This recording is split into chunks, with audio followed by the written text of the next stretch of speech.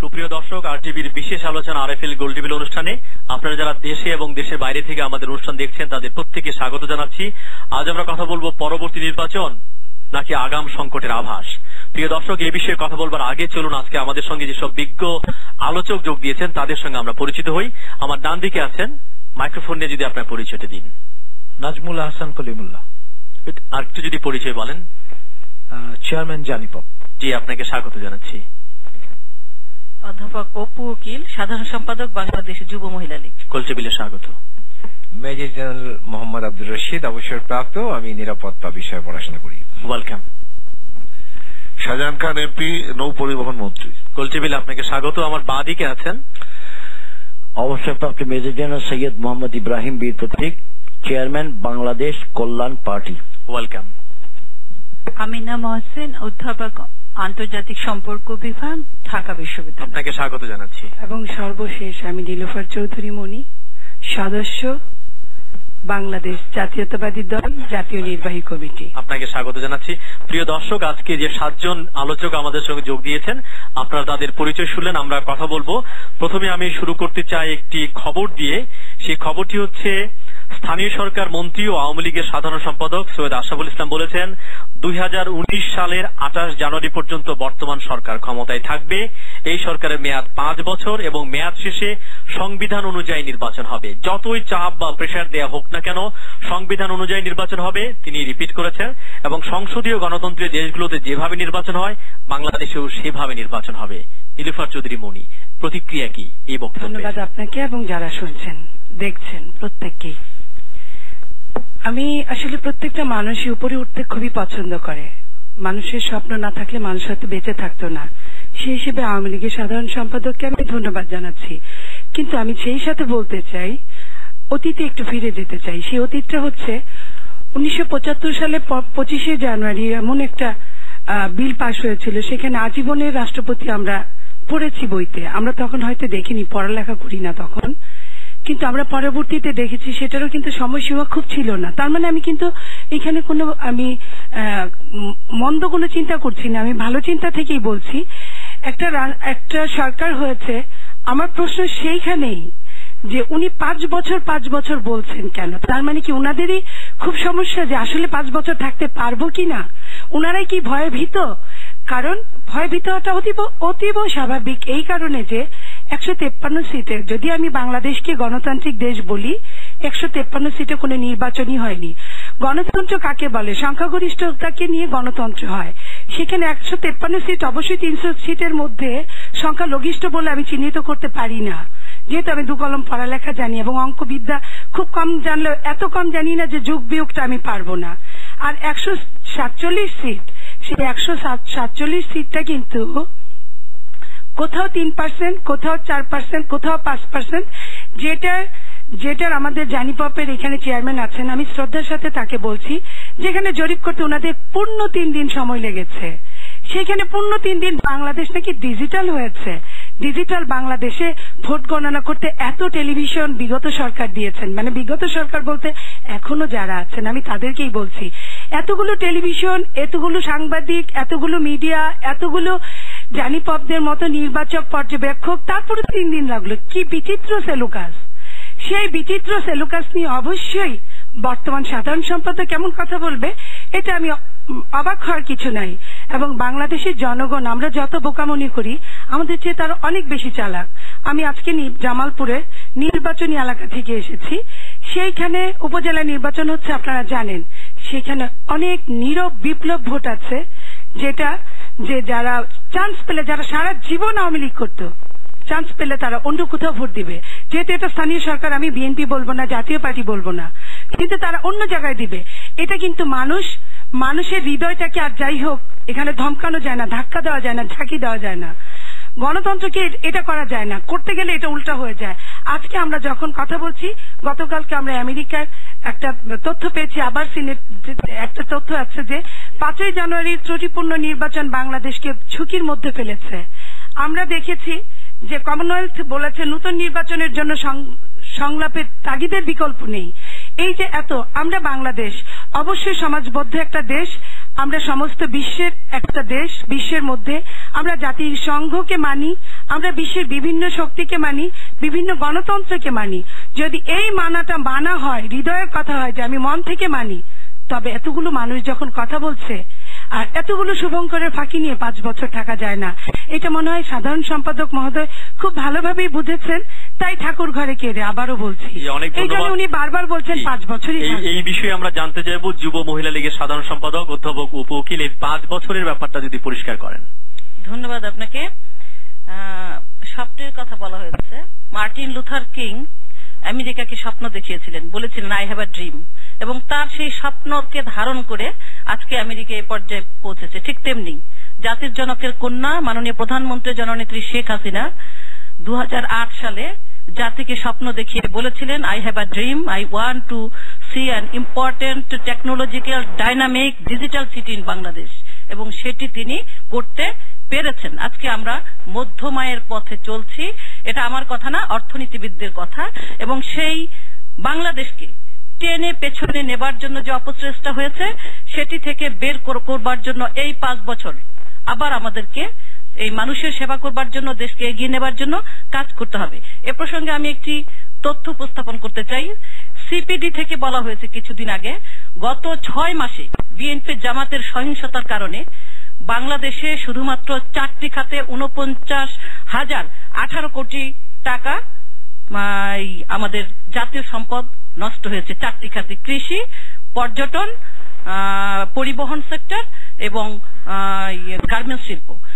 এবং আরো বলেছে সেখানে যে এই 6 মাসে যে সহিংসতায় আমাদের জিডিপি প্রবৃদ্ধি হার, মাননীয় প্রধানমন্ত্রী বাংলাদেশের যে জিডিপি প্রবৃদ্ধির হার, যেটি আমরা 6.2-এ উপনীত করেছিলাম এবং আমাদের টার্গেট ছিল 7.2 অতিক্রম করবার, সেটি থেকে নামিয়ে এই সহিংসতার কারণে প্রবৃদ্ধি হতে পারে 5.8। এটা সিপিডি বলেছে যে এই 1% প্রবৃদ্ধি কমিয়ে দিয়েছে বিএনপি জামাত অনলি 6 মাসে। এখন আমাদের যদি এই সহিংসতা না হতো, তাহলে এরই মধ্যে আমরা 7% প্রবৃদ্ধি অর্জন করতাম, এবং যার ফলে আমরা অর্থনৈতিক ক্লাবে চীন, ইন্ডিয়া, উগান্ডার মতো অলরেডি আমরা সেই অর্থনৈতিক প্রবৃদ্ধি ক্লাবে আমরা জয়েন করতে পারতাম। সেটি থেকে আমাদের পিছিয়ে নিয়েছে।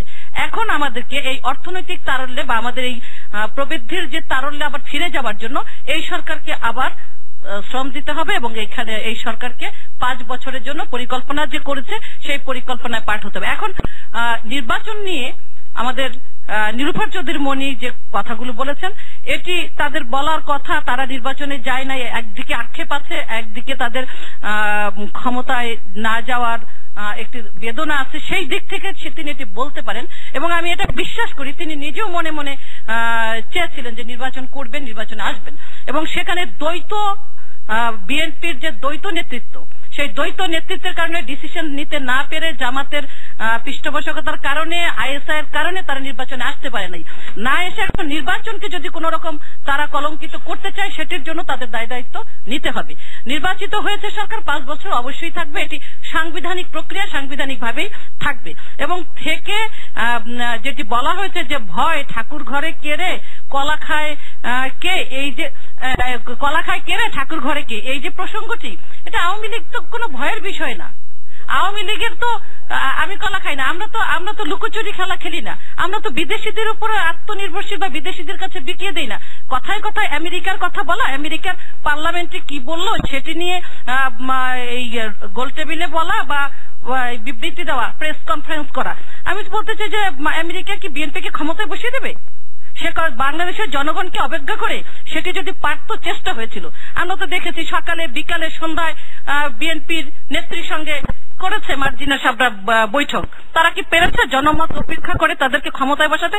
কোনোদিন পারবে না। বাংলাদেশ স্বাধীন রাষ্ট্র, রক্তের বিনিময়ে স্বাধীন রাষ্ট্র, বিদেশিদের কাছে পরনির্ভরশীলতা হয়ে স্বাধীনতাকে বিকিয়ে দিয়ে কোনোদিনই বাংলাদেশের জনগণেরও কল্যাণ করা যাবে না, ক্ষমতায়ও যাওয়া যাবে না। এই কারণে ওই বিদেশিদের রেফারেন্স ছেড়ে দিয়ে জনগণের রেফারেন্সে আসতে হবে। জনকল্যাণের জন্য আপনারা করেছেন যে 5 বছর এই বিষয়ে আমরা একটু যাব। আমাদের সঙ্গে আছেন ঢাকা বিশ্ববিদ্যালয়ের অধ্যাপক আমিনা মহসিন আপাকে জিজ্ঞেস করতে যায় যে বিষয়টি অপু দি তুলেছেন, সেই ব্যাপারে বলা হচ্ছে খালেদা জিয়ার সঙ্গে বৈঠকের পরে ঢাকায় মার্কিন যুক্তরাষ্ট্রের যে রাষ্ট্রদূত ড্যান মজীনা বলেছেন বাংলাদেশের সঙ্গে ওয়াশিংটনের সম্পর্ক ঠিক ওয়ার্ম না। এটার তাৎপর্য আসলে কি? এবং পাশাপাশি সেনেটে কিন্তু আলোচনা হয়েছে, তারা বলেছে 5 জানুয়ারি যে নির্বাচন হয়েছে সেটা বাংলাদেশকে একটা ঝুঁকিপূর্ণ জায়গায় ফেলে দিয়েছে। এই দুটো মিলিয়ে যদি আপনি একটু বলেন যে কি হবে আসলে এখানে। হ্যাঁ, ধন্যবাদ। এখানে ফেরদৌস উনি যেটা বলেছেন বাংলাদেশের সাথে মার্কিন যুক্তরাষ্ট্রের সম্পর্ক এই মুহূর্তে যেরকম আছে, it's not business as usual. এবং উনি আরো এটাকে বিশ্লেষণ করে বলেছেন যে মার্কিন যুক্তরাষ্ট্র কতগুলো জায়গায় আমাদেরকে সাহায্য করে যাবে যেগুলো ধরেন সাধারণ মানুষের প্রয়োজন, এবং কতগুলো জায়গায় ওরা কাট ডাউন করবে, এটা উনি খুব স্পষ্ট করে বলেছেন। এবং সেনেটে যদি আমি ফেরত আসি, সেখানে আমি আপনাকে বলবো যে ধরেন যে কথাটা বলা হয়েছে যে বাংলাদেশের অবস্থানকে একটা ঝুঁকিপূর্ণ অবস্থানে নিয়ে গেছে এবং দক্ষিণ এশিয়ার স্থিতিশীলতার জন্য এটা একটা ধরেন এখানে একটা সংখ্যা প্রকাশ করা হয়েছে। প্রথমে আমি বলবো যে বাংলাদেশের ইমেজ অবশ্যই ক্ষুণ্ণ হয়েছে এই নির্বাচনের মাধ্যমে, কারণ এটা একটা প্রশ্নবিদ্ধ নির্বাচন ছিল। এবং এখানে ধরেন কাউকে কোনো দল করতে হবে না, মানে সবাই জানে যে একটা পার্লামেন্টারি ইলেকশন যেখানে 300 আসনের মধ্যে 153 সিট যদি আনকনটেস্টেড হয়ে যায়, এটা একটা রিপ্রেজেন্টেটিভ ডেমোক্রেসি আমি এটাকে বলতে পারি না। এবং যেখানে প্রধান দল নিয়ে আসেনি নির্বাচনে, প্রধান রাজনৈতিক দল ছিল না, সেখানে আমাকে ধরেই নিতে হবে যে এটা একটা আনরিপ্রেজেন্টেটিভ ইলেকশন হয়েছে। এবং যে পার্লামেন্ট ফাংশন করছে এটা কিন্তু, আর যাই বলি আমি, একটা পার্লামেন্টারি সিস্টেমে একটা নন ফাংশনাল পার্লামেন্ট। আমি জাস্ট পার্লামেন্টের মধ্যে অপোজিশন বসিয়ে দেব সাজানো পাতানো, এবং সেটা তো একটা পার্লামেন্ট হতে পারে না, এটা ওয়েস্টমিনস্টার মডেল না, এটা ওয়ান পার্টি সিস্টেমের মধ্যে দিয়ে এই পার্লামেন্ট চলছে। তো আমি যখন বলছি যে বাংলাদেশের ইমেজটা সংকটে পড়েছে, সেখানে আপনি আমাকে মাথায় রাখতে হবে যে দ্য ইনস্টিটিউশন অফ ডেমোক্রেসি এটা পুরোভাবে ক্ষতিগ্রস্ত হয়েছে। বাংলাদেশ অনেক পিছিয়ে গেছে। অপু বলছিলেন যে মার্টিন লুথার কিং এর আই হ্যাভ আ ড্রিম। আমার মনে হয় অপু আমাদেরকে একটু কনটেক্সটে রেখে আমরা যখন কোটগুলাকে কোট করি, কনটেক্সটটা মাথায় রাখতে হবে, কোন কনটেক্সটে কোন কোটটা বলা হয়েছে। এবং এইখানে আমার মনে হয় না যে বাংলাদেশ কোনো স্বপ্ন দেখেছে বা দেখতে পেরেছে। এত সহিংসতার, আমি এখানে অপোজিশনকে নিয়েও বলছি, যেখানে এত সহিংসতা চলছিল এবং আপনারা মানে আওয়ামী লীগ যেটা সংবিধানের নামে যেটা করছিল, মানুষের স্বপ্ন দেখার মতো কোনো অবকাশ ছিল, পুরো জাতি একদম সাইকোলজিক্যালি বিধ্বস্ত হয়ে গেছিল। তো এখানে এখানে ড্রিমের প্রশ্ন আসেই না, ইট ওয়াজ আ নাইটমেয়ার। এখন যদি আমি বলি যে আচ্ছা, প্রথমে আমি বলছি বাংলাদেশে ইমেজ সংকট। বাংলাদেশ যে যতটুকু এগিয়ে গেছিল, আমরা বলছিলাম এমডিজি গোলস অ্যাটেইন করেছে, এমডিজি গোলস গুলো করেছে, সেগুলো হলো হিউম্যান ডেভেলপমেন্ট ইন্ডিকেটরস। কিন্তু অ্যাট দ্য সেম টাইম আমাকে এটাও মাথায় রাখতে হবে, এই এমডিজি গোলস গুলো গভর্নমেন্ট একটা সহায়ক ভূমিকা পালন করেছিল। এগুলা কিন্তু বেশিরভাগ পোস্ট এসেছিল ধরুন জনসাধারণ থেকে এসেছিল, ডোনার কান্ট্রিজদের একটা বিরাট ইয়ে ছিল, এখানে পিছনে একটা পোস্ট ছিল। আচ্ছা, তারপরে আমি যদি বলি এখানে এখন যেটা খুব ক্লিয়ারলি সেনেট বলে দিয়েছে যে কি ধরনের এড দেবে। ওরা বলেছে যেই এড মানে এমন এড ওরা বন্ধ করবে না যেখানে সাধারণ মানুষের ক্ষতি হয়, বাট ওরা কেস বাই কেস এটা ডিটারমিন করবে। তার মানে কি, এটাকে আমি শর্ট টার্ম দেখলে হবে না, আমাকে লং টার্ম দেখতে হবে। এরপরে যদি আমরা মধ্যবর্তী ইলেকশনে না যাই কিংবা একটা মিনিংফুল ডায়ালগে যদি না আসে, এবং এটা যদি আমরা স্ট্যাবলিশ না করতে পারি যে বাংলাদেশ একটা ইনক্লুসিভ ডেমোক্রেসির দিকে যাচ্ছে, এটাকে আমি অনেকবারই দেখেছি যে কলিমুল্লাহ বলছেন এটা এক্সক্লুসিভ হয়ে যাচ্ছে। আমার কাছে এটা একেবারে এক্সক্লুশনারি একটা প্রসেস মনে হচ্ছে, যেখানে আমি লিমিটেড করে দিচ্ছি, বাদ দিচ্ছি।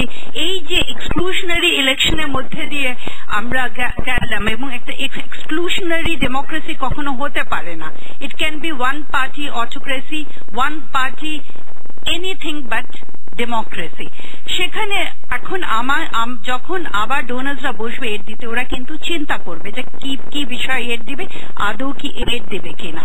আচ্ছা, আরো একটা, এখন আপনারা আর্গিউ করতে পারেন যে আমরা এড ডিপেন্ডেন্ট না, বাট আবারও আমি বলবো এখানে আমাদের একটা ইমেজের সংকট থাকে।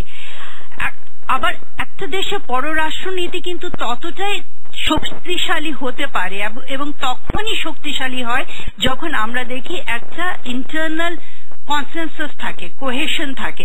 যেখানে একটা পোলারাইজড আমি দেখবো আমার সোসাইটিটা, ডোমেস্টিক পলিটিক্স টোটালি পোলারাইজড, একটা সরকারের পক্ষে কিন্তু সম্ভব হয় না একটা স্ট্রং ফরেন পলিসি পারসিউ করা। এবং এখানেই দেখবেন আপনি সামনে টিকফা আলোচনা যখন আসবে, আপনি লক্ষ্য করবেন আমরা টিকফা ইয়েটা কোন সময় রাজি হয়ে গেছিলাম। এটা কিন্তু নির্বাচনকালীন সরকার ছিল, তখন আমরা রাজি হয়ে গেছিলাম। এবং টিকফা কিন্তু বাংলাদেশের জন্য ভালো কিছু বহন করে আসবে না। আমরা ভালো করে জানি যে এখানে কৃষিতে আমাদের সমস্যা হবে, আমাদের ঔষধ খাতে সমস্যা হবে, ইন্টেলেকচুয়াল প্রপার্টি রাইটস নিয়ে আমাদের সমস্যা হবে, কিন্তু আমরা ছাড় দিতে থাকবো। এটা শুধু আমি এখানে তর্কের খাতিরে বলছি না, আমাদের যেহেতু এক্সটার্নাল সাপোর্ট গুলো দরকার, আমরা দেখব এটা লং টার্মে দেখব। মানে if I hope I am proved wrong যে আমরা মার্কিন যুক্তরাষ্ট্রকে অনেক ছাড় দেব, আমরা বিভিন্ন দাতা গোষ্ঠীকে ছাড় দেব, ভারতকে তো দেবই।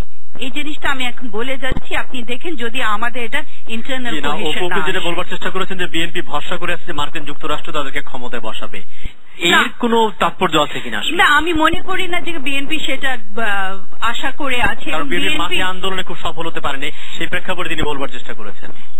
না, দ্যাট ইজ কারেক্ট যে বিএনপি মাঠ পর্যায়ে সফল হতে পারেনি সেভাবে, but at the same time আমি এটাও মনে করি না যে বিএনপি তাদের উপর ভরসা করে আছে। আমার মনে হয় বিএনপি একটা প্যারালাল স্ট্র্যাটেজি পারসিউ করার চেষ্টা করছে, যেখানে প্রেশারটা তারা ভেতর থেকেও তৈরি করার চেষ্টা করছে, যেটা এখনো আমি মনে করি একটা দুর্বল অবস্থানে আছে। এবং বিএনপি প্রয়োজন আছে একটা সোল সার্চিং এর, নিজেকে রিঅর্গানাইজ করার।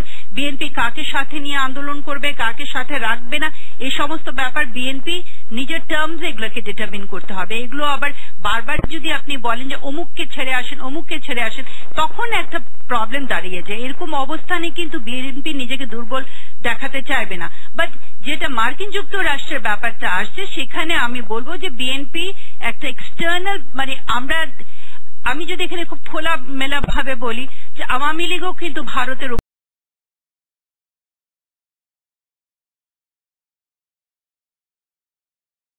পার্লামেন্টে, ব্রিটেনের পার্লামেন্টে, ইউরোপীয় ইউনিয়নের পার্লামেন্টে তারা যে তিনটা করলো, সংসদ থেকে তাদের রেজলিউশন করলো, সেখানে কিন্তু বলা হয়েছিল যে বিএনপিকে সহিংসতা ছাড়তে হবে। নির্বাচনকে নিয়েও কথা বলেছে, আমি সেটাকে ছেড়েছে বিএনপি।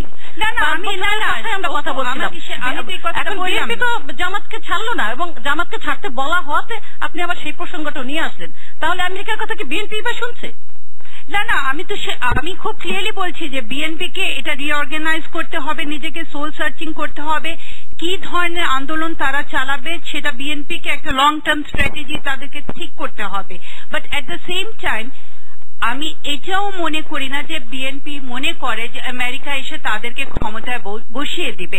আমার মনে হয় এটা খুবই বেশি দেখা যাচ্ছে, বিএনপির মধ্যেও দেখা যাচ্ছে, আওয়ামী লীগের মধ্যেও দেখা যাচ্ছে। আওয়ামী লীগ আমরা যে ধরনের রোল ভারতকে দেখেছি ঠিক নির্বাচনের আগে প্লে করতে, সে ধরনের কিন্তু এটা স্বাভাবিক না। এই ধরনের স্টেটমেন্টস গুলো আসা খুব একটা এই নিয়ে আমরা কথা বলবো। আমরা যাব নাজমুল হাসান কলিমুল্লাহর কাছে। কেউ কেউ মনে করছেন যে সামরিক শাসনের যে হ্যাংওভার সেটা আবার নতুন করে ফেরত আসছে, এবং উদাহরণ দেওয়া হচ্ছে একটা বসংবদ বিরোধী দল যেরকম থাকে সামরিক শাসকদের সময় তৈরি করে সেরকম রয়েছে। ভোটের কারচুপিটা চলে গেছিল, সেই ভোট রিগিং এর ব্যাপারটা অনেকখানি এসেছে, জাল ভোট দেওয়া খবর কাগজে আমরা এখানে দেখেছি। তারপর বলা হচ্ছে যে নতুন দল সামরিক শাসনের বানাতো, এখানে বিএনএফ এর মতো দল বানানো হয়েছে। এই যে সামরিক শাসনের হ্যাংওভার যেটা আমরা কাটিয়ে উঠেছিলাম, একটা গণতন্ত্র শক্তিশালী দিকে যেত, সেটা আবার রিভার্স অফ ডেমোক্রেসি পেছন দিকে আমরা যাচ্ছি কিনা এই নির্বাচনের মধ্য দিয়ে। রুবায়াত, আমি যেটা পরিষ্কার করে বলতে চাই সেটি হচ্ছে 5 জানুয়ারি 2014 এই তারিখটি একটা বেঞ্চমার্ক হয়ে থাকবে আমাদের ইতিহাসে। 5 জানুয়ারির আগের বাংলাদেশ আর 5 জানুয়ারির পরের বাংলাদেশ গুণগতভাবেই ভিন্ন, এবং এটি নির্ণীত হয়ে গেল নতুন একটি অধ্যায় কিন্তু সংযুক্ত হয়েছে আমাদের ইতিহাসে। এটা ইতিবাচক নেতিবাচক সকল অর্থেই প্রযোজ্য, এবং অতীতের কোন মুহূর্তের সঙ্গে তুলনীয় নয়। কিন্তু বর্তমান অবস্থাটি ধারাবাহিকতার একটি ব্যাপার আছে, এলিমেন্ট, এটা খুব গুরুত্বপূর্ণ একটি নিয়ামক হিসেবে এখানে প্রযুক্ত হয়েছে, এবং মাইন্ডসেট যেটি সেটিও কিন্তু আমাদের বিশ্লেষণে নিয়ে আসতে হবে। উইথ ডিউ রেসপেক্ট, নির্বাচক মন্ডলী এমন একটি স্টেটে পৌঁছে গেছেন তারা নিজেরাই জানেন না তারা কি চান, এরকম একটি অবস্থায় কিন্তু বাংলাদেশ বিরাজ করছে। এখন যেই লেকুনাগুলো আছে সিস্টেমে সেই দিকে মনোযোগ না দিয়ে, উইথ ডিউ রেসপেক্ট আবারও বলছি, নন ইস্যুকে ইস্যু হিসেবে সামনে উপস্থাপন করায় যারা আওয়ামী লীগের রাজনীতি পছন্দ করেন না তারা একটি রং ফুটিং এ চলে গেছেন, এবং তার মাসুল কিন্তু দেশকে দিতে হচ্ছে, গণতন্ত্রকে দিতে হচ্ছে। আজকে যে অবস্থাটি সংসদে আমরা দেখছি, এই যে অনেকটা হাফ হার্টেড রিলাক্টেন্ট কিছু লোক বিরোধী দলের প্রতিনিধিত্ব করছেন সংসদে, যেই দলের প্রধান কর্তা ব্যক্তি তিনি এক এক সময় এক এক রকমের অবস্থান নিচ্ছেন, অনেকটা না পারতে ঘর করার মতো। এই যে পরিস্থিতি, এটার জন্য অনেকাংশে দায়ী আমাদের প্রধান বিরোধী পক্ষ, যেটি আগে সংসদে বিরোধী দলের অবস্থানে ছিল বাংলাদেশ জাতীয়তাবাদী দল।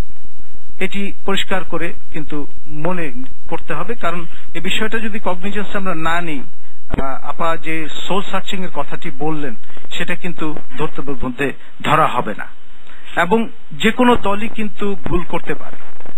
সেই অবস্থানটি যদি নির্ণয় করার চেষ্টা না করা হয়, অর্থাৎ the greatest problem of any problem is to identify what the problem is. এই প্রবলেমটা যদি ঠিকমতো অ্যাড্রেস না হয় তাহলে এই এক ভুলের খেসারত দিতে দিতে ওই পথেই আমরা কিন্তু হাঁটতে থাকবো। ধন্যবাদ। এই পর্যায়ে আপনি এটুকুই বলছেন। আমরা যাব, আমাদের সঙ্গে আছেন জেনারেল সৈয়দ মোহাম্মদ ইব্রাহিম বীর প্রতীক। আপনি যদি বলেন যে বিএনপির পক্ষ থেকে সোল সার্চিং এর একটা বক্তব্য আমরা নেত্রীর মুখ থেকে শুনেছি, তিনি বলছেন দল গুছিয়ে তারপরে তিনি আন্দোলন নামবেন, মানে দলটা ঠিক গোছানো না। তো তারপরেও আপনি 18 দলে আছেন, সব মিলিয়ে যদি একটু বলেন। 19 দল এখন, একটু জল খেলেন, আগে নিশ্চয় আদাও খেয়েছেন, তো আদা জল খেয়েই যদি একটু বলেন যে ব্যাপারটা কি আসলে। এরা আদা দিয়ে চাটা দেয় নাই, দুঃখিত, দিলে ভালো করতো। আমারও কাশি, মাননীয় মন্ত্রী ভাইয়েরও কাশি, সিজন চেঞ্জ হচ্ছে তো এই জন্য। আপনাকে অনেক ধন্যবাদ, আরটিভিকে ধন্যবাদ দাওয়াত দেওয়ার জন্য। সম্মানিত দর্শক শ্রোতা এবং উপস্থিত আমরা 7 জন যারা আছি প্রত্যেকের প্রতি আমার সম্মান ও শ্রদ্ধা। আসসালামু আলাইকুম। বিসমিল্লাহির রহমানির রহিম। পরম করুণাময় দয়ালু আল্লাহ তাআলার নামে শুরু করছি। আমি বলতে চাই এইটুক যে এই ফেব্রুয়ারি মাসে আমাদের ভাষা শহীদদের মাস, এবং সেই ফেব্রুয়ারি মাসের আন্দোলনের পথ ধরেই 20 বছর পর 1971 সালে আমরা মহান মুক্তিযুদ্ধ সম্পন্ন করেছিলাম। যত কিছুই করি আমাদেরকে সেই কথাটা মনে রাখা বাঞ্ছনীয়। এবং অতিরিক্ত এই ফেব্রুয়ারি মাসে 5 বছর আগে 25শে ফেব্রুয়ারি পিলখানায় 57 জন সামরিক বাহিনীর কর্মকর্তা শহীদ হয়েছিলেন, এবং আরো 17 জন বেসামরিক কর্মকর্তা শহীদ হয়েছিলেন। তাদের সকলের আত্মার প্রতি সম্মান জানিয়ে, শ্রদ্ধা জানিয়ে আমি আমার বক্তব্য শুরু করছি। আপনি যেটা বললেন ঘর গুছানো, বিএনপি কেমনে ঘর গুছাবেন এ প্রসঙ্গে আমার বলাটা কোনো অবস্থাতেই শোভনীয় না। এটা যদি একান্তই বলতে হয় মনিয়াপা বলবেন, যদি একান্তই। তবে আমি অন্য বিষয় যেগুলো উপস্থাপিত হয়েছে এখানে সেই প্রসঙ্গে বলতে পারি। সেটা হলো যে 5 বছর থাকবেন কি থাকবেন না। একটা দেশের নির্বাচন 5 বছর পর পর হবে, এটা স্বাভাবিক, এখানে আমাদের বিতর্ক করার কোন জায়গা নেই সংবিধান মোতাবেক। কিন্তু যে প্রশ্নটি হয়তো আমরা অনেকেই ভুলে যাই, সে প্রশ্নটি হচ্ছে এই সংবিধানটি 2.5 বছর আগে বা আজ থেকে 2 বছর 8 মাস আগে সংশোধিত হয়েছিল। তাহলে আমরা বলতে পারি আওয়ামী লীগ কর্তৃক সংশোধিত সংবিধান মোতাবেক এই নির্বাচনটি হয়েছে, আওয়ামী লীগের ইচ্ছা অনুযায়ী, আওয়ামী লীগের ছক অনুযায়ী, এবং তার জন্য তারা প্রস্তুত ছিল। বিখ্যাত ইংরেজি দৈনিক পত্রিকা জনাব মাহফুজ আনাম, এর সম্পাদক জনাব মাহফুজ আনাম জিটিভিতে একটি ইন্টারভিউতে 4 মাস আগে বলেছিলেন যে সম্মানিত সাবেক বিচারপতি, প্রধান বিচারপতি জনাব এবিএম খায়রুল হক যে রায় দিয়েছেন সেটা পলিটিক্যালি হাইলি ইররেসপন্সিবল এ জাজমেন্ট, রাজনৈতিক দৃষ্টিভঙ্গি হইতে অত্যন্ত দায়িত্বজ্ঞানহীন একটি জাজমেন্ট, কারণ তার জাজমেন্টটি এমন ভাবে দেওয়া হয়েছিল যার জন্য আজকে বাংলাদেশে এই অবস্থা। আমি বলতে চাই যে আওয়ামী লীগ সংশোধন করেছিলেন, পার্লামেন্টে মেজরিটি ছিল, তারা করতেই পারেন, করা উচিত ছিল কি ছিল না এটাই হচ্ছে বিবেচ্য বিষয়। এবং সেই মোতাবেক বিরোধী দল নির্বাচনে যায় নাই, তারা বারবার দাবি করেছে দলীয় নিরপেক্ষ সরকারের অধীনে তারা চায়, সেটা হয় নাই, তাই নির্বাচনে যায় নাই, অসুবিধা নেই। কিন্তু একটা মৌলিক বিষয় যদি আমরা মেহরবানি করে খেয়াল করি, সেটা হচ্ছে 153 জন আনরিপ্রেজেন্টেড পিপল, 154 জন, জানিপব ভাই থ্যাংক ইউ। তাহলে মেজরিটি 300 জনের মধ্যে মেজরিটির সংখ্যক কিন্তু জনগণের ভোটে নির্বাচিত না, প্রত্যক্ষভাবে কেউ ভোট দেয় নাই। আরপিও সংশোধন করে ফেলার কারণে না ভোটের বিধান ছিল না, এবং যে কথাটি কোনো গোল টেবিলে সাধারণত তুলে আনা হয় না, আর টিভি, এই টিভি, ওই টিভি, কোনো টিভিতে, সেটা হলো 2 বছর 8 মাস আগের সংশোধনীতে বাংলাদেশের সংবিধান থেকে গণভোটের বিধান বাদ দেওয়া হয়েছে। জনগণ যদি ক্ষমতার উৎস হয় এবং সেই ক্ষমতার মৌলিক আকৃতি হল তার রেফারেন্ডাম, গণভোট, এবং আপনার মনে আছে প্রেসিডেন্সিয়াল ফর্ম অফ গভর্নমেন্ট থেকে পার্লামেন্টারি ফর্ম অফ গভর্নমেন্টে যখন যান 1991 সালে, সেটা গণভোট হয়েছিল। তো এবার এই 58 ধারাটি গণভোটে যাওয়ার বিষয় ছিল। বর্তমান বা সাবেক সরকার এই বিধানটি আগে বাদ দিয়ে তারপর সংশোধন করেছেন, যাতে করে এটা পাবলিকের কাছে যেতে না হয়। তাহলে পাবলিকের কাছে না দিয়ে, জনগণের কাছে না দিয়ে আপনি সংশোধন করে আপনার মতো একটা সেফ বা নিরাপদ একটি ব্যবস্থা করলেন।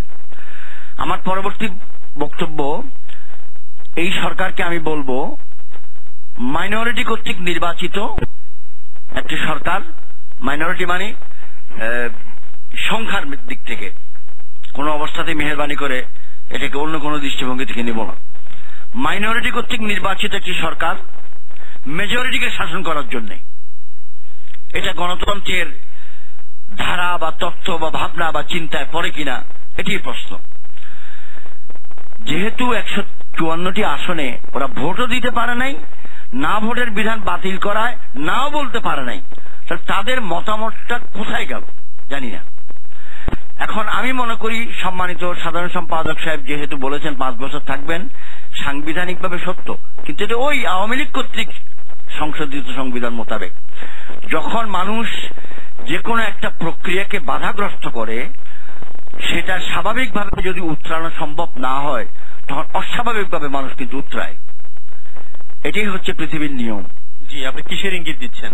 যে কোনো প্রকারের ইঙ্গিত আপনার যেটা চিন্তায় আসে আপনি নিতে পারেন। জি, অনেক ধন্যবাদ। এই পর্যায়ে আমরা নৌপরিবহন মন্ত্রী শাহজাহান খান এমপি, কথা বলছেন বোধহয় আপনার বক্তব্য দেন। মাননীয় মন্ত্রী, জি আপনি বলেন। যে বন্দোবস্ত নিচ্ছেন তার জন্য আপনাকে ধন্যবাদ রোহিত। আমি 21শে ফেব্রুয়ারিতে মহান ভাষা দিবসে শহীদদের স্মরণ করে শুরু করছি। যে আলোচনা বিজ্ঞ মুক্তিযোদ্ধা এবং বিজ্ঞ পার্লামেন্টারিয়ান, সাবেক এবং একজন অধ্যাপক,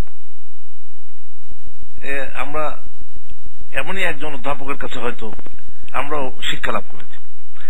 তাদের কথা শুনে আমার কাছে মনে হলো যে নিজেরা জ্ঞানী হয়ে অজ্ঞানের মতো অন্যকে জ্ঞান দান করা এটা একটা ধারা হয়ে গেছে আমাদের মধ্যে। আমি মনির একটা কথা দিয়ে শুরু করতে চাই, জনগণকে যত বোকা মনে করি তারা অত বোকা নয়।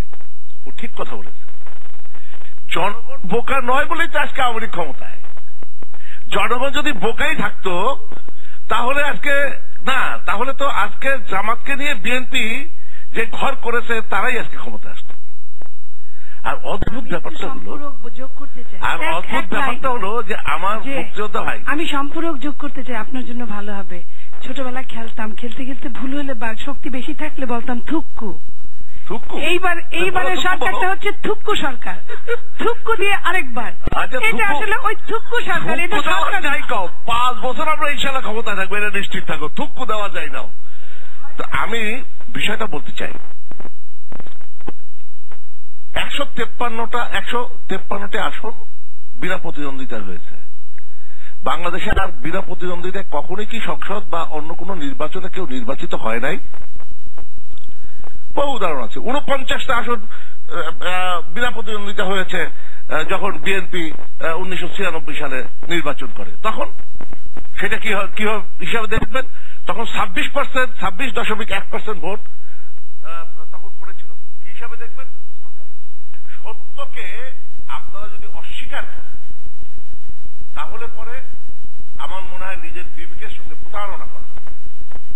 আপনি একটা জায়গায় আছেন, মৌলিক আজকে রাজনীতি বলেন, সমাজনীতি বলেন, পারিবারিক ক্ষেত্রে বলেন, ব্যক্তি জীবনে বলেন, সর্বক্ষেত্রে কিন্তু ওই যে একটা বিষয় আছে যে ডান দিক বস্তুবাদ করেছিলাম, সেই দ্বন্দ্বতত্ত্বের মধ্যে একটি কথা আছে যে ডাইরেক্ট হলো যে একটা বিরোধী, অর্থাৎ আপনি প্রত্যেকটা বস্তুর একটা বিরোধী সত্তা, একটা থিসিস অ্যান্টিথিসিস থাকবে, থাকবে। এইখানে আজকের এই রাজনীতিতে দ্বন্দ্বটা কোথায়? মৌলিক দ্বন্দ্বটা কোথায়? মৌলিক দ্বন্দ্ব হলো যে মুক্তিযুদ্ধের সপক্ষে এবং মুক্তিযুদ্ধের বিপক্ষে। মুক্তিযুদ্ধের সপক্ষে যারা আছেন তাদেরকে মুক্তিযুদ্ধের যারা চেতনা ধারণ করেন শেখ হাসিনার নেতৃত্বেই তারা আজকে আছেন। যারা মুক্তিযুদ্ধের বিপক্ষে তারা বিএনপির মাননীয় চেয়ারপারসনের নেতৃত্বে তারা আছেন। আমি একটু ইব্রাহিম ভাইকে যদি প্রশ্ন করি, উনি পাশে বসা দেখেছি, বেগম জিয়া বিএনপির মাননীয় নেত্রী, তিনি বলছেন যে 19 দল মুক্তিযুদ্ধের দল, যারা সীমান্ত পাড়ি দিয়ে গেছে তারা মুক্তিযোদ্ধা নয়। আপনি কি সীমান্তের অপর পারে গিয়া ট্রেনিং নিয়ে আসেন নাই? আমি ট্রেনিং নিয়ে আসছি না? জিয়াউর রহমান সাহেব অপর পারে গেছেন না? আপনার সামনে বসে এই মিথ্যা কথাটা উনি বললেন কেমনে?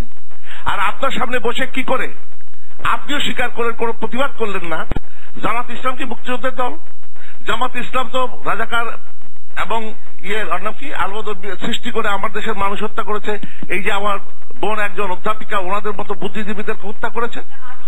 একটু আপত্তি তুলতে চাচ্ছি প্লিজ। আমার মনে হয় আপনি পার্সোনালি অনেকগুলো কথা বলছেন। আমি খুবই যে ব্যাখ্যাটা দিয়েছি, আমি এখানে আওয়ামী লীগ বিএনপি কোন পার্টিকে নিয়ে বলিনি না। Please let me finish. আমার মনে এগুলো খুব অবজেকশনেবল কথা। আপনি যখন বলছেন যে উনি একজন অধ্যাপক, উনার থেকে আমরা উনার থেকে যে জ্ঞান দিচ্ছেন উনি একজন জ্ঞানী আপনি না আমার মনে হয় না যে জ্ঞানের উপরে কারো কোনো মনোপলি আছে। আপনি একটা জ্ঞান দিচ্ছেন, আমি একটা জ্ঞান দিচ্ছি, এবং আমি কোন পার্টিকে ডিপেন্ড করে কোনো জ্ঞান দিচ্ছি না। আপনি দুঃখ পেয়ে থাকেন, আমি দুঃখিত না। আপনি দুঃখিত না, কিন্তু আপনি বারবার প্লিজ আমাকে পার্সোনালি টেনে আনবেন না। আই ভেরি ক্লিয়ার অন কথা বলে ব্যক্তিগত আক্রমণ না করুন। একজন দর্শক ফোন দিয়েছেন, ফোনটি নিচ্ছি আমরা। হ্যালো, কে আছেন ফোনে? যদি পরিচয় দিয়ে প্রশ্নটি করেন। হ্যালো, কে বলছেন? ফোনটা কেটে গেছে। আমরা প্রিয় দর্শক আমাদের সঙ্গে থাকুন। আমরা এটাকে জিজ্ঞেস করতে চাই, ওনার সামনে ফিরে আসবো। কাটায় 7 মিনিটের বিরতি, আমাদের সঙ্গে থাকুন। ফিরে এসে আমরা আরো গুরুত্বপূর্ণ বিষয় নিয়ে নানান দিক থেকে আমরা কথা বলবো। সঙ্গে থাকুন। সুপ্রিয় দর্শক, আলটিভির বিশেষ আলোচনা আরএফএল গোল টেবিলে আপনাদের আরেকবার স্বাগত জানাচ্ছি। আমি রুবায়েত ফেরদৌস। আজ আমরা কথা বলছিলাম পরবর্তী নির্বাচন নাকি আগাম সংকটের আভাস। প্রিয় দর্শক, বিরতির আগে এই বিষয়ে আমরা খানিকটা কথা বলেছি। বিরতির আগে কথা বলছিলেন নৌ পরিবহন মন্ত্রী শাহজাহান খান এমপি, তাকে দিয়ে শুরু করছি, কারণ বিরতির আগে তিনি তার বক্তব্য শেষ করতে পারেননি। যাতে দর্শক ফোন দিয়েছে, ফোনের উত্তরটি দিয়ে যদি আপনি শুরু করেন। হ্যালো, কে বলছেন যদি পরিচয় দেন? আসসালামু আলাইকুম, আমার নাম উৎপল, আমি সিরাজগঞ্জ থেকে বলছিলাম। আমার প্রশ্নটি মাননীয় মন্ত্রী শাহজাহান খানের সাথে।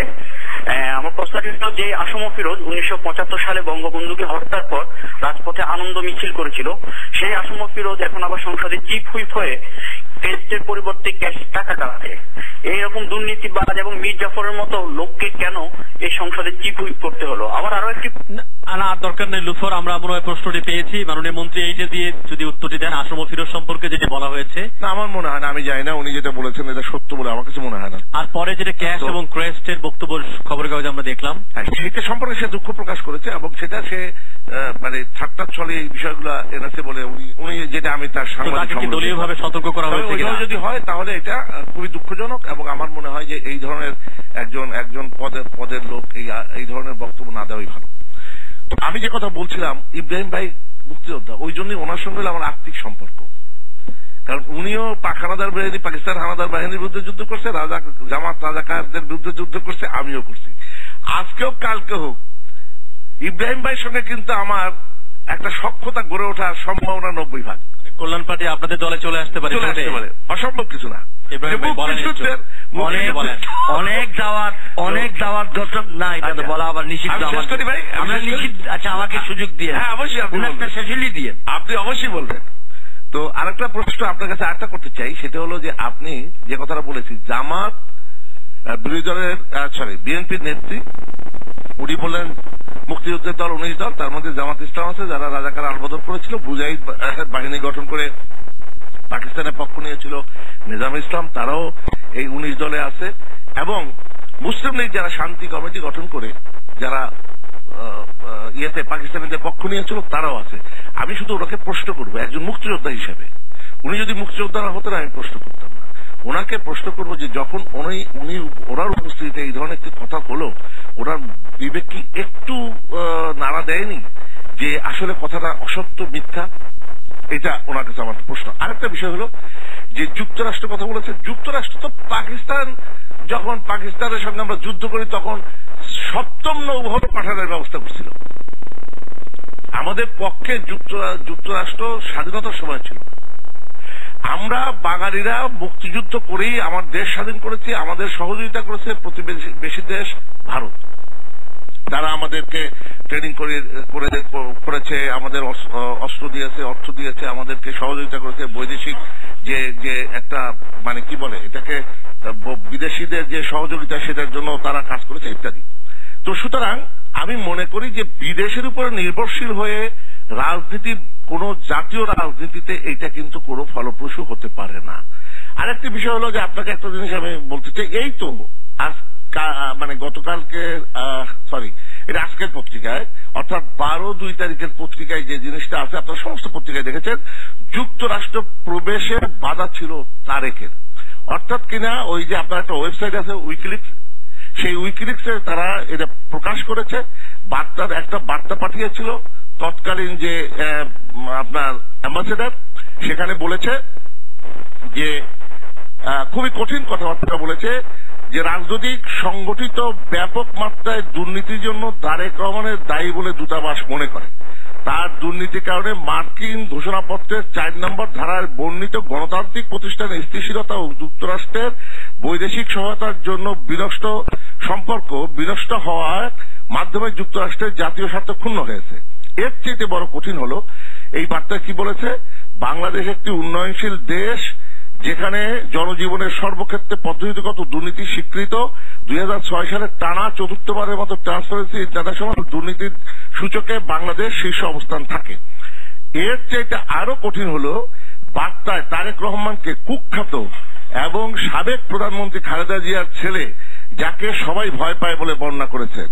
তারেক জিয়া সম্পর্কে বলা হয় সরকারি ক্রয় সংক্রান্ত রাজনৈতিক পদ দেওয়ার ক্ষেত্রে প্রকাশ্যে যথাযথ ঘুষ চাওয়ার জন্য তারেক জিয়া কুখ্যাত, দুর্নীতি প্রবণ সরকার ও বাংলাদেশ সহিংস রাজনীতির এক দৃষ্টান্ত সে। আমি এইটা বললাম এই কারণে যে সহিংস রাজনীতি, আপনাকে একটা বিষয় স্মরণ করে দিই, ভারতে যখন মহাত্মা গান্ধী অহিংস আন্দোলনের ডাক দিল, তখন চৌরি চৌরা বলে একটি জায়গায় তারা একটা সহিংস ঘটনা ঘটালো আন্দোলনকারীরা। হ্যাঁ, অসহযোগ আন্দোলনের সময়, মানে অসহযোগ আন্দোলনের সময়, এটা কিন্তু অহিংস আন্দোলন ছিল। সেই আন্দোলনে যখন এই ধরনের একটি সহিংস ঘটনা ঘটলো তখন কিন্তু সেই আন্দোলন বন্ধ করে দিয়েছে। বাংলাদেশে যখন জামাত ইসলাম, বিএনপি যৌথভাবে এ পর্যন্ত শত শত মানুষকে হত্যা করলো এবং আমাদের ড্রাইভার হেল্পার 55 জন, 16 জন পুলিশ, 2 জন বিজেপি, ব্যাংক কর্মচারী, শিশু, নারী, যাদেরকে পেট্রোল বোমা মেরে, যাদেরকে ককটেল মেরে, আগুন দিয়ে গাড়িতে বাড়িঘর জ্বালিয়ে পুড়িয়ে দিয়েছে, তারপরে আপনার ব্যবসা প্রতিষ্ঠান জ্বালিয়ে পুড়িয়ে দিয়েছে, 70,000 গাছ কেটে সয়লাভ করে দিয়েছে। আপনি কি বলতে পারবেন? অফিসারকেও মেরে ফেলা হয়েছে, সহকারী প্রিজাইডিং অফিসারকেও মেরে ফেলা, সহকারী প্রিজাইডিং অফিসার হত্যা করেছে, বিভিন্ন ভোট কেন্দ্র পুড়িয়ে দিয়েছে। আপনি কি একটু বলতে পারবেন যে বিরোধী দলের নেত্রী তার জন্য দুঃখ প্রকাশ করেছে, শোক প্রকাশ করেছে, বা বলেছে যে এইগুলো তোমরা বন্ধ করো, যারা এগুলো করছো তারা আমার দলের কেউ নয়, এই আন্দোলনকারী নয়, আমাদের আন্দোলনকে নস্যাৎ করার জন্য তোমরা এগুলো করছো? বলেন। উপরন্তু মির্জা ফখরুল ইসলাম বলে দিল যে 1-2টা গাড়ি পোড়াইলে হবে না। তার অর্থ হল সমস্ত ধ্বংসাত্মক, নাশকতামূলক, হিংসাত্মক কাজের সমস্ত নেতা হলেন তারেক রহমান। ওনারা তারই একজন উত্তরসূরি হিসাবে তারা এই কাজগুলো করে এসেছে। আমি মনে করি যে আবার ইব্রাহিম ভাই, আমি আপনাকে সুযোগ দিচ্ছি, আমি আপনার কথা শেষ হলে পরে আমি বলবো। আমি শুধুমাত্র এইটুকু উল্লেখ করে রাখলাম যে সহিংস রাজনীতি দিয়ে গণতন্ত্র প্রতিষ্ঠিত হবে না। গণতন্ত্রের কথা বলতে হলে গণতন্ত্রের ধারায় আসতে হবে। সুতরাং আপনারা জামাত ইসলামের সঙ্গ ত্যাগ করে আসেন, সহিংসতা ছাড়েন এবং গণতন্ত্রের ধারায় আসেন। অবশ্যই একটা আলাপ আলোচনার মধ্য দিয়ে ইব্রাহিম, আমার অনেকগুলো প্রশ্ন তিনি করেছেন, আপনি যদি জবাব দেন তাহলে খুব ভালো হয়। না, এটা জবাব না, এটা আলোচনা। মানে এটা তো পাল্টাপাল্টি কোনো জিনিস না, এটা হচ্ছে একটা আলোচনা। কারণ তিনি রাজনৈতিক অঙ্গনে অনেক সিনিয়র ব্যক্তি, সম্মানিত মন্ত্রী, আমি একজন ছোট্ট দলের নেতা, সুতরাং আমরা সমমর্যাদার না। সেই জন্য উনি আলোচনা তুলেছেন, আমরা এটা বক্তব্য দিব। তবে আমি একজন রণাঙ্গনের মুক্তিযোদ্ধা এবং তিনি একজন মুক্তিযোদ্ধা, এইটুক কথা সত্য। সকল মুক্তিযোদ্ধা একই প্রকারে অংশগ্রহণ করেন নাই, এটাও সত্য। তবে মুক্তিযুদ্ধের স্পিরিট বা চেতনাটাকে রক্ষা করা আমাদের সকলের জন্য ফরজ, বাধ্যতামূলক, এটা আমরা মেনে নিচ্ছি। আমি যে কথাটার উপরে গুরুত্ব দিতে চাই সেটা হচ্ছে জামাত ইসলামী নামক দলটিকে নিয়ে এত আলোচনা, এই আলোচনাটা যেখানেই যাই সেখানেই তোলে। কিন্তু শাহজাহান ভাই আর মনিয়াপার মধ্যে বিরতির সময় যে আলোচনা হইতেছিল সেই আলোচনাটা খুব মজার ছিল। মনিয়াপা বলতেছে যে আপনারা সরকারে আছেন, আপনারা এটা ব্যান করে দেন, বাতিল করে, কি বল, নিষিদ্ধ করে দেন আইন করে। আর শাহজাহান ভাই বলতেছে যে না, এটা নিষিদ্ধ করবো না, এটা নিয়ে আমরা বড়শির মতো মাছ ধরে খেলবো। এটি রাজনীতি, পারফেক্টলি অলরাইট। এতে আমি অস্থির হওয়ার, আশ্চর্য হওয়ার, মারামারি করার কিছু দরকার নেই। দুইটি বড় রাজনৈতিক দলের মধ্যে খেলা এরকম ভাবে চলবে। আমি ছোট্ট একটা অবজারভেশন দিচ্ছি। আমার পর্যবেক্ষণ হচ্ছে জামাত ইসলামীকে রাজনীতিতে প্রতিষ্ঠিত করার সুযোগ কিন্তু দিয়েছেন আওয়ামী লীগই। আমার বক্তব্যটা আমি আমার সপক্ষে আমি বলে দিই, আপনি দ্বিমত করেন। হ্যাঁ হ্যাঁ হ্যাঁ, অসুবিধা নেই। কারণ জেনারেল এরশাদ সাহেব যখন গণতান্ত্রিক সরকারকে সরাইয়া 1982 সালের মার্চ মাসের 24 তারিখ ক্ষমতায় আসছিলেন, তাকে বৈধতা দেওয়ার জন্য এক পায়ে দাঁড়াইছিলেন তখনকার আমাদের আওয়ামী লীগ। 1986 সালে জামাত ইসলামী এবং আওয়ামী লীগ নির্বাচনে অংশগ্রহণ করে বৈধতা দিলেন।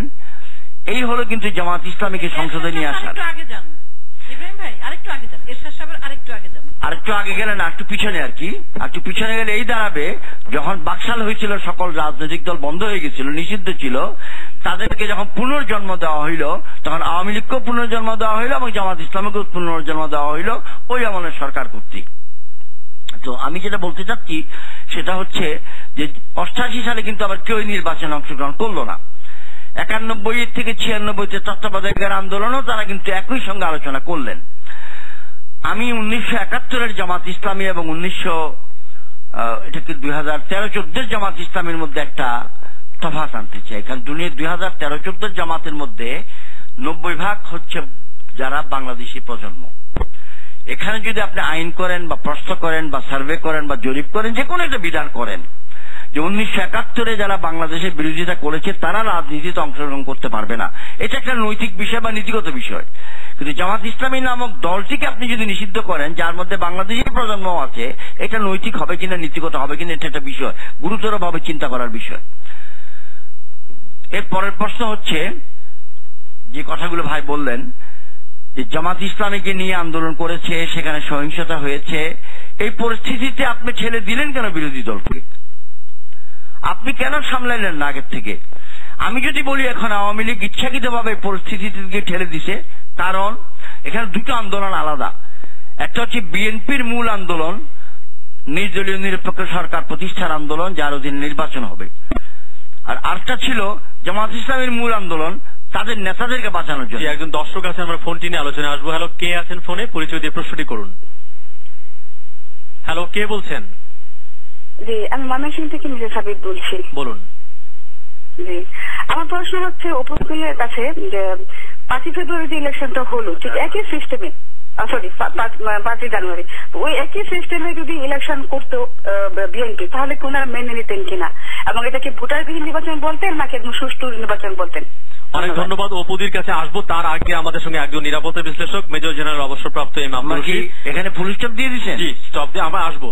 আচ্ছা, ফুল স্টপ না, এটা কন্টিনিউশন চলবে। উনি ফুল স্টপ দেওয়ার আগে তো ওয়ার্নিং দিবে, এখন পর্যন্ত উনি বলেননি। ঠিক আছে, না সেই জন্য আমরা ওনার দিকে তাকিয়ে আছি। Thank you. যেরকম 5 জানুয়ারি নির্বাচনকে বলা হচ্ছে ত্রুটিপূর্ণ নির্বাচন, এবং এটা অস্থিতিশীলতার ঝুঁকির মধ্যে ফেলে দিয়েছে। এর মধ্যে কোনো নিরাপত্তা ঝুঁকি পড়ছে কিনা?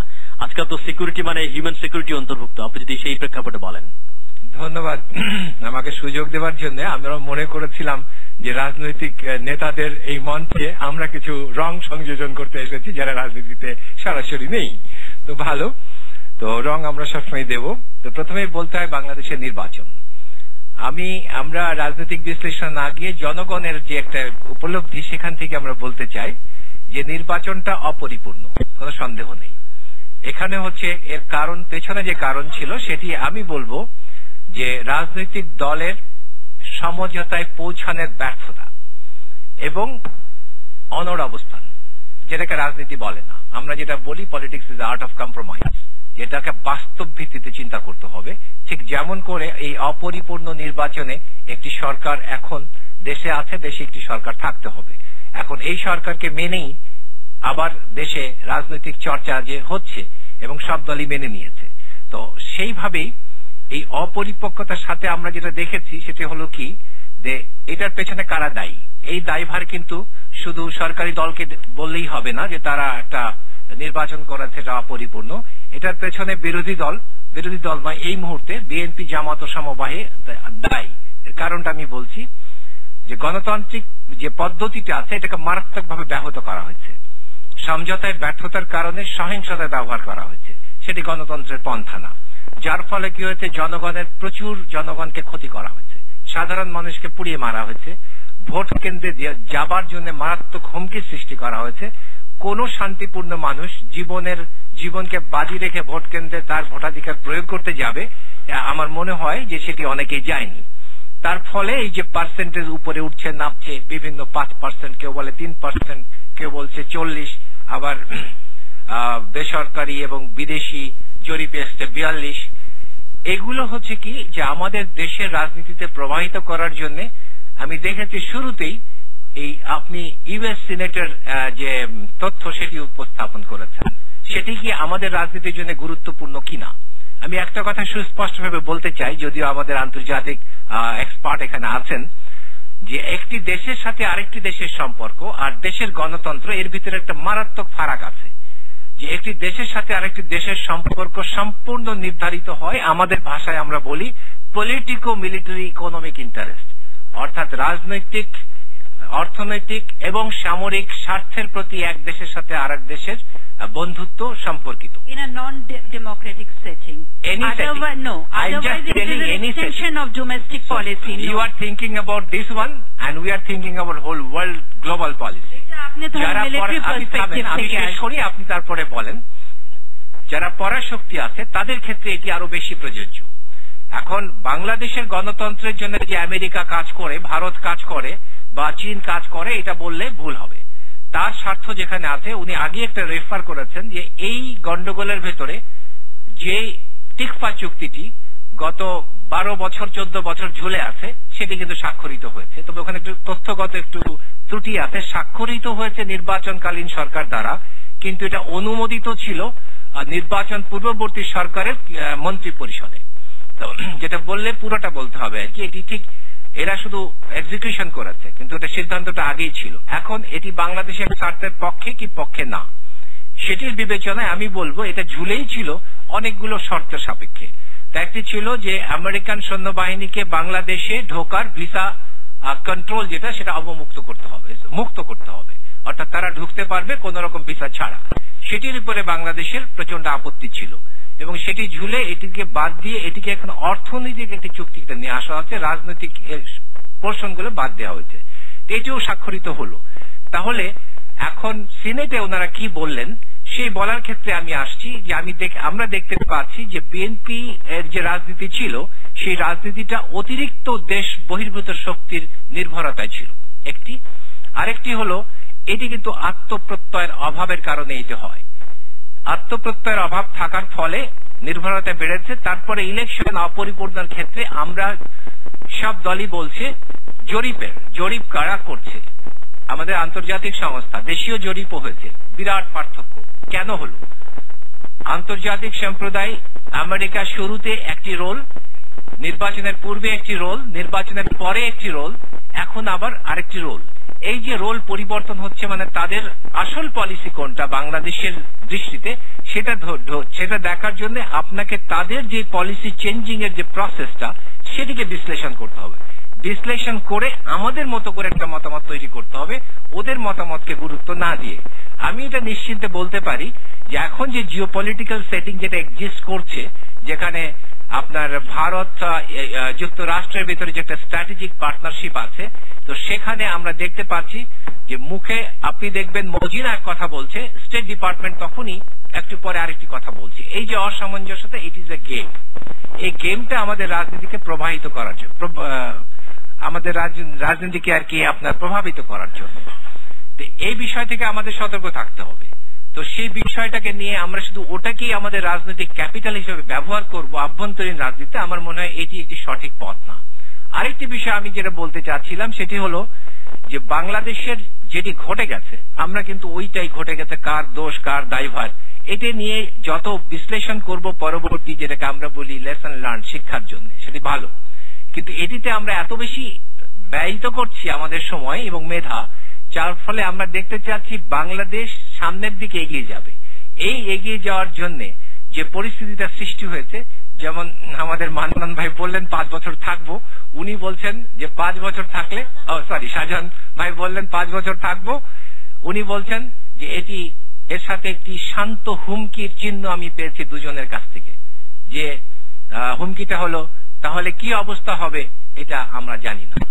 তার মানে এই যে হুমকি রাজনীতির ভিতরে আসা, এটিকেও আমি স্বাগত জানাতে পারছি না। রাজনীতি হবে একটি অহিংস এবং যেটি বাংলাদেশের স্বার্থের প্রতি হবে। এই স্বার্থের উপরে আমাদের রাজনৈতিক দলের একটা নির্লিপ্ততা আমরা দেখতে পাই দেশের স্বার্থের প্রতি। তো সেক্ষেত্রে ওনারা 5 বছর থাকবেন কি থাকবেন না সেটা নির্ভর করবে যে আমাদের অন্য রাজনৈতিক দলগুলো তাদের রাজনৈতিক গতিধারাকে কোথায় নিয়ে যায় সেটির উপরে। এখন সেই গতিধারা যদি সহিংস হয়, আমার মনে হয় যে তাহলে আওয়ামী লীগ থাকবে। আর যদি এটা একটা অহিংস এবং একটি পরিপক্ক রাজনৈতিক প্রক্রিয়ার ভিতরে যায়, তাহলে সমঝোতার ভিত্তিতে যে কোনো সিদ্ধান্তই গৃহীত হতে পারে। কিন্তু কেউ কেউ মনে করছেন যে এই আন্দোলনটি কিংবা বাধাটা যতটা না বিএনপির দিক থেকে আসবে, আওয়ামী লীগের ভেতর থেকে একটা অ্যান্টিথিসিস তৈরি হতে পারে, সেই আশঙ্কা কতটুকু? আমি এটা মনে করছি না, কারণ আমাদের দেশের রাজনৈতিক দলে আবার একটি বিশেষ বৈশিষ্ট্য আছে, সেটি হচ্ছে যে আমাদের এখানে নীতি নির্ধারণের ব্যাপারে যেটাকে আমরা বলি কালেকটিভ ডিসিশন মেকিং, এ রাজনীতিতে কিন্তু এটি নেই, এটির একটা অনুপস্থিতি আছে। তো সেখানে যে ইউনিলেটারাল ডিসিশন মেকিং যখন থাকছে, সবাই যখন একজনের উপর নির্ভর করে, আপনি যে স্রোতের কথা বললেন সেটি দলের ভেতর থেকে হবে বলে আমি মনে করি না। কোন দলের ভেতরে এরকম স্রোত এখন পর্যন্ত দেখা যায়নি। জি, অনেক ধন্যবাদ। মনিয়াপা যদি বলেন, অনেক আলোচনা হয়েছে, 2019 সাল পর্যন্ত কি অপেক্ষা করতে হবে আপনাদেরকে? জি, তার আগে আমি একটু 2019 সালের আগে আমি আসছি যে অনেকগুলো কথা আমাদের রাজনৈতিক নেতৃবৃন্দ, আমাদের মাননীয় মন্ত্রী, সাবেক সংসদ সদস্যরা বলেছেন, যেগুলো কিছু না বললেই না। যেমন অপুদি বলেছেন মধ্যমায়ের দেশ এখন হচ্ছে, এখন মধ্যমায় বলতে যদি হলমার্ক হয়ে যায় বা উচ্চ আয় শেয়ার বাজারে যারা টাকা নিয়েছে তাদের হয়, সেখানে আমার কোনো কথা নাই। জিডিপির গ্রোথ এই মুহূর্তে বিভিন্ন পত্রপত্রিকা বিশেষজ্ঞরা বলছে 5.6 হতে পারে, তার চেয়ে নিচে নামা অতীব স্বাভাবিক, উপরে ওঠা ইম্পসিবল। আর এখানে আরো যে কথাটা বলেছেন শাহজাহান ভাই, মুক্তিযুদ্ধের সপক্ষ আর বিপক্ষ, এটা আমরা শুনতে শুনতে এত আমাদের চামড়াটা মোটা হয়ে গেছে। সেই সঙ্গে এটুকু বলি, ওনাদের কথা শুনলেই সব মুক্তিযুদ্ধের সপক্ষ হয়ে যায়, কথা না শুনলেই সব রাজাকার হয়ে যায়। যেমন কাদের সিদ্দিকী, বীর বিক্রম, বীর উত্তম পেয়েও রাজাকার হতে তাদের 1 সেকেন্ড সময় লাগেনি। আবার তেমন ঠিক ওই পুতুলের শ্বশুর, উনার মুক্তিযুদ্ধ হতেও 1 সেকেন্ড সময় লাগেনি। এটা উনারা তৈরি করতে পারে, ক্ষমতার দণ্ড উনাদের হাতে, উনারা যে কোনো সময় যে কোনো কিছুই ক্ষমতা করতে পারে। একটা অ্যাডভার্টাইজ দেখেছিলাম, এর মধ্যে advertisement Fair and Lovely fail করেছে, কার কাছে? ফেয়ার এন্ড লাভলির কাছে ফেল করেছে। তো এখন উনাদের ক্ষমতাটা এমন যে উনারাই উনাদের কাছে ফেল করছে, উনারাই পাশ করছে। আমরা তো এটা থেকে গোলকের বাইরে, ফ্রেমের বাইরে থেকে আমরা কথা বলছি। তো ফ্রেমের বাইরে থেকে কথা বলে উনারা ফেয়ার এন্ড লাভলিতে ফেল করা পাশ করা নিয়ে ফর্সা হতে হতে এমন হয়ে যাবে যে, ঠিক আবারও বলছি, উনার কথা ধরে আমাদের বিশেষজ্ঞ মহোদয় বলেছেন যে ভেতর থেকে বিরোধিতা, এই যে ভেতর থেকে বিরোধিতা, এই জায়গাটায় আমি আসতে চাই। 1975 সালে কিন্তু বিএনপি ছিল না, 1975 সালে কিন্তু ভেতর থেকে বিরোধিতাটা হয়েছিল। এখন যে বিরোধিতাটা, সেটাও কিন্তু ভেতর থেকেই হতে পারে, কারণ না পাওয়ার বেদনা যেমন তীব্র হয়, আর পাওয়ার সান্ত্বনাটাও কিন্তু খুব সাময়িক হয়। এই কারণে যে যাকে যেটা দিবে, শাহজাহান ভাই যেমন নৌ পরিবহন মন্ত্রী, তার চেয়ে জুনিয়রকে যখন পররাষ্ট্র দিবে তখন বলবে, আরে তুই বেটা কে রে, আমি এতদিন এই দলের জন্য খাটলাম, তুই বেটা কে রে। তো এরকম, এটাই স্বাভাবিক। আমাকে না দিলে অসুবিধা নাই, কিন্তু যখন আমার চেয়ে বিলো স্ট্যান্ডার্ড কাউকে আমার চেয়ে বেশি দেয়, সেখানে আমার সমস্যা। আমি আরেকটু কথা বলতে চাই যে আজকে যে কথাটা আসছে, এই যে 19 পর্যন্ত যেটা আপনি বললেন, সেই 19-এর একটা কথা বলি। বলে না যে মিলুক আর না মিলুক, ছিল তো। এই ছিল জায়গায় গিয়ে বলতে চাই যে প্রধান সরকারি দলের যিনি প্রধান, উনিও বিনা ভোটে, বিরোধী দলের, আমি একটু লাইনটা শেষ করি, বিরোধী দলের যিনি প্রধান উনিও বিনা ভোটে, মাননীয় স্পিকার উনিও বিনা ভোটে, কোন কোন জায়গায় দ্বিতীয়বারের মতো জায়গায় বিনা ভোটে হয়েছে। এই বিনা ভোটে পাশ করা লোকরা কতক্ষণ ভোটের সাথে পাল্লা দিয়ে থাকতে পারে? যেমন ধরেন, এই ভোটের সাথে পাল্লা দিয়ে যে থাকতে পারেন, একজন প্রশ্নদাতা বলেছেন যে ক্যাশ চাই, ক্যাশ চাই। ওই আরেকটা অ্যাডভার্টাইজমেন্টের কথা বলছি, পকেট চাই, একটা অ্যাডভার্টাইজমেন্ট দেখেছিলাম আমরা সবাই, মজার। এখন আর সেটা ওই পকেটের মধ্যে যে কিছু ঢুকাতে হয়, সেটা কিন্তু ফিরোজ সাহেব, মাননীয় চিফ হুইপ, বুঝিয়ে দিয়েছেন যে ক্যাশ চাই। এইভাবে ক্যাশ চাইতে চাইতে বাংলাদেশটাই না পকেটে ঢুকে যাচ্ছে। তো সেই জায়গায় দাঁড়িয়ে যদি আজকে আমরা বলি 2041 সাল পর্যন্ত থাকবো, বলতে তো ট্যাক্স লাগে না। বাংলাদেশের মানুষের মুখের কথার উপর যদি ট্যাক্স বসাতো, সবচেয়ে দেশটা ভালো চলতো। কথা বলার কোনো শেষ নাই, বলতে বলতে এইভাবে চলছে। আর পরাশক্তিটা নিয়ে যদি আমাকে একটু বলার সুযোগ দিতেন, সেইখানে যে আমাদের যে গেমটা, আমি আবার ওনাদের মতো আমার বুদ্ধি নাই, পড়ালেখাও নাই, কিন্তু আমি এইটুকু বুঝি, বাংলাদেশ গরিবের সুন্দরী কন্যা। সেই সুন্দরী কন্যাটা সবার সুন্দরী কন্যা অথবা বউ হয়ে যায়, তারা মনে করে। সেটা আজকে আমরা আর ওনারা যে কাদা ছোড়াছুড়ি করছি, যে লিগ্যাল ইলিগ্যাল নিয়ে কথা বলছি, যে নির্বাচিত অনির্বাচিত নিয়ে কথা বলছি, তিনবারের প্রধানমন্ত্রীকে নরমালি কথায় যখন মিথ্যাবাদী বলছি, তখন কিন্তু এই পরাশক্তিগুলোই কিন্তু আমাদের মনিয়াপা যে কথাটি বললেন, এটি কিন্তু এখন আর প্রযোজ্য না। বাংলাদেশ গরিবের সুন্দরী কন্যা, গরিবের বউ, সবাই ভাবি, এই শব্দটি খুব জেন্ডার অসংবেদনশীল এই শব্দ চয়ন বাক্যগুলো কিন্তু বাংলাদেশের জন্য এখন আর প্রযোজ্য না, অবশ্যই প্রযোজ্য না। কারণ বাংলাদেশ এখন আর ওই হেনরি কিসিঞ্জার যে তলাবিহীন ঝুড়ি বলেছিল, তাদের বংশধররাই এখন বাংলাদেশকে নিয়ে বলছে যে বাংলাদেশ উন্নয়নের মডেল, ঝুড়ি উপচে পড়েছে, বাংলাদেশ থেকে শিখতে হবে এবং 2050 সালে বাংলাদেশ ইউরোপের বিভিন্ন কান্ট্রি থেকেও অনেক দূর এগিয়ে যাবে। কাজে এইটা বলা ঠিক না। প্লিজ, আমি কিন্তু আপনার কথার মধ্যে বলি না, ঝুড়ি উপচে পড়ছে, 3,000 থেকে 33,000 কোটি টাকার মালিক হয়ে যাচ্ছে। আমিও স্বীকার করি, কারো জন্য, সবার জন্য। মনিয়াপা সিনিয়র জুনিয়র নিয়ে একটি কথা বলেছেন, হ্যাঁ, পররাষ্ট্রমন্ত্রী অন্য মন্ত্রীদের সঙ্গে তুলনা করেছেন, কথা বলেছেন, ভালো কথা। কিন্তু আজকে পত্রিকায় যখন দেখলাম যে মির্জা ফখরুল সাহেব, মোশাররফ হোসেন সাহেব, খোকা সাহেব এদেরকে দল থেকে বের করে দেওয়া হচ্ছে সম্মেলনে, কারণ এরা যোগ্য না।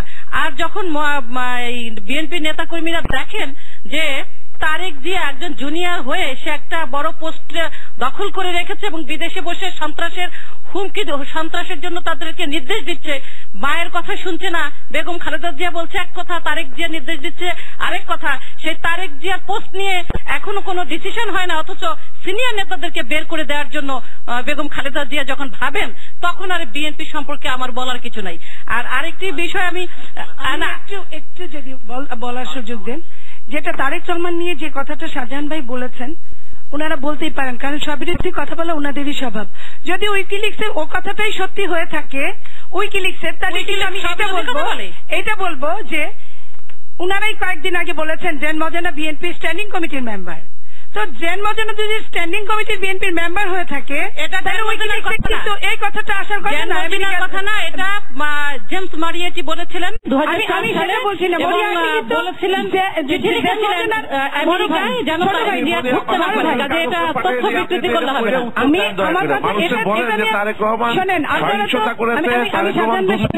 আমরা বলি নাই যাদের উপরে আপনার নির্ভর করেন সেই ইয়ের বা সেই আমেরিকার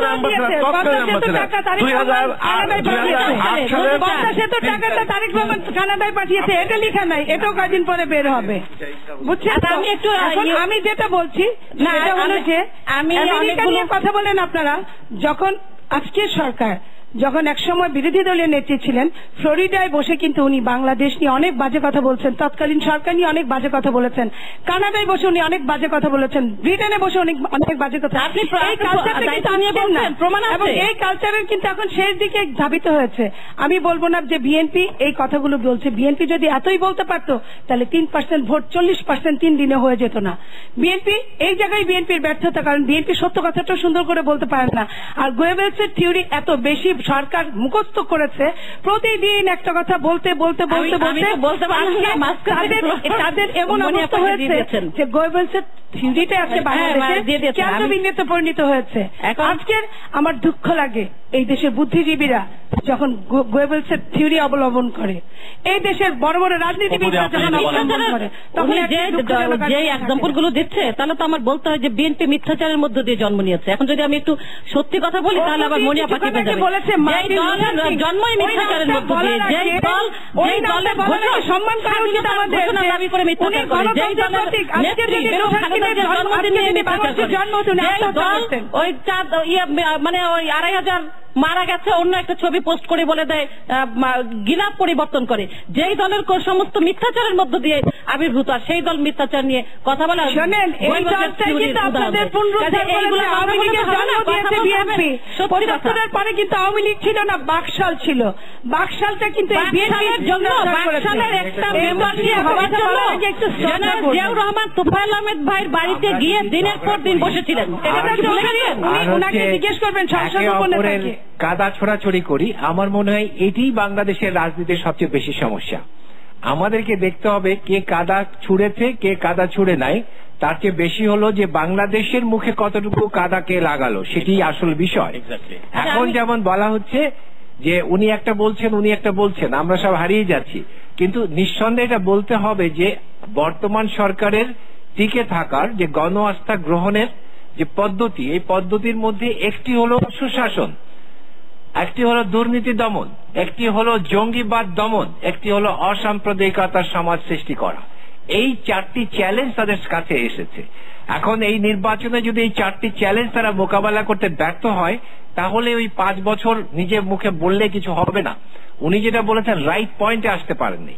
এই 4টি বিষয়ে যদি ওনারা সার্থকতা দেখাতে পারেন তাহলে ওনাদেরকে ধাক্কা মেরেও ফেলা যাবে না। তো এই বিষয়ে এটি হলো দেশের জন্য বলছি। তো গণ আস্থা হচ্ছে সবচেয়ে বড় কথা। নির্বাচন অপরিপূর্ণ, এই অপরিপূর্ণতার পূর্ণতা করার রাস্তা আমি 4টা বললাম। তো সেটি যদি করতে পারে, এখন হচ্ছে আমরা পুরাতন দিতে যাচ্ছি, ওটা দিয়ে যেতে যাচ্ছি না। নতুন কি দেখাতে চাচ্ছেন আপনারা রাজনৈতিক দল হিসেবে? আপনি যদি বলেন 4টি কথা বলা হচ্ছে যে গুড গভর্নেন্সের অনেকগুলো উপাদান এই সরকার দেখাতে পারে, তাহলে ভোট কি হলো সেটা গুরুত্বপূর্ণ না, জনগণ তাদের প্রতি আস্থা দেখাবে। তার একটি হচ্ছে দুর্নীতি, সেটা কতটুকু পারবে মোকাবেলা করতে। দেখুন এটা তো প্রথমে হুইপ অলরেডি ক্যাশ চেয়ে বসেছে, আমরা যেটা খবরের কাগজে দেখলাম। এবার ছাত্রলীগের মাস্তানি শুরু হয়ে গেছে, তাহলে গভর্নেন্স কোত্থেকে শুরু হবে আসলে?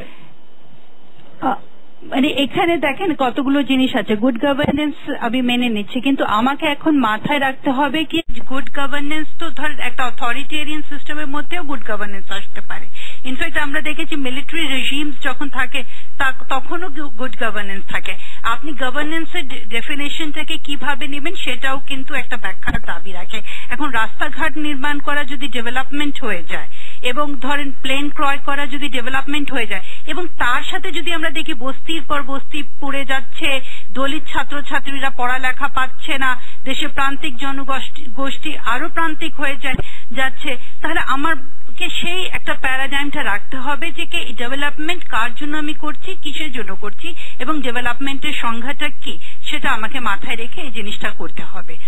এখন কিন্তু আমার কিছু বলার ছিল এখানে। হ্যাঁ, আমি কোনোভাবেই কিন্তু এই জিনিসটাকে ডিফেন্ড করব না, বাট আমি মনে করি বিএনপির অবশ্যই দরকার এটা একটা তদন্ত করে দেখার যে এটা যেহেতু বাংলাদেশ প্রতিদিন পত্রিকায় বের হয়েছে, উইকিলিক্স এর কোন সোর্সে, উইকিলিক্স এর তো অনেকগুলো সোর্স আছে, আমাদেরকে ডেটস, আমরা তো উইকিলিক্স এর ধরেন ব্লগে আমাকে যেতে হবে, সোর্স গুলাতে যে অবশ্যই এটা বের করা দরকার যে উইকিলিক্সে অ্যাকচুয়ালি এ ধরনের খবর ছিল কি ছিল না। এটা আমি মনে করি যে বিএনপি যদি নিজেকে, বিএনপির এটা প্রয়োজন আছে। শুধু আপা এই উইকিলিক্স না 2007-এ পত্রিকাতে, প্রত্যেকটা জাতীয় পত্রিকাতেও এসেছিল যে এটা এখানে তৎকালীন যে ইয়ে ছিলেন অ্যাম্বাসাডার মরিয়ার্টি, উনি চিঠি লিখেছেন আমেরিকাকে যে তারেক জিয়াকে যেন আমেরিকায় ঢুকতে না দেওয়া হয় এবং এই যে ভয়ঙ্কর রাজনীতিবিদ, দুর্নীতিবাজ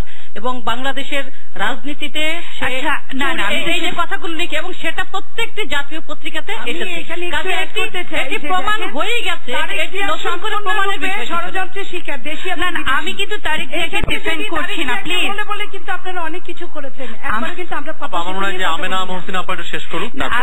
আমি বলছি যখন আমরা কোচ করি সোর্সেস গুলোকে আমাদের আরো মানে বিশ্লেষণ করা দরকার।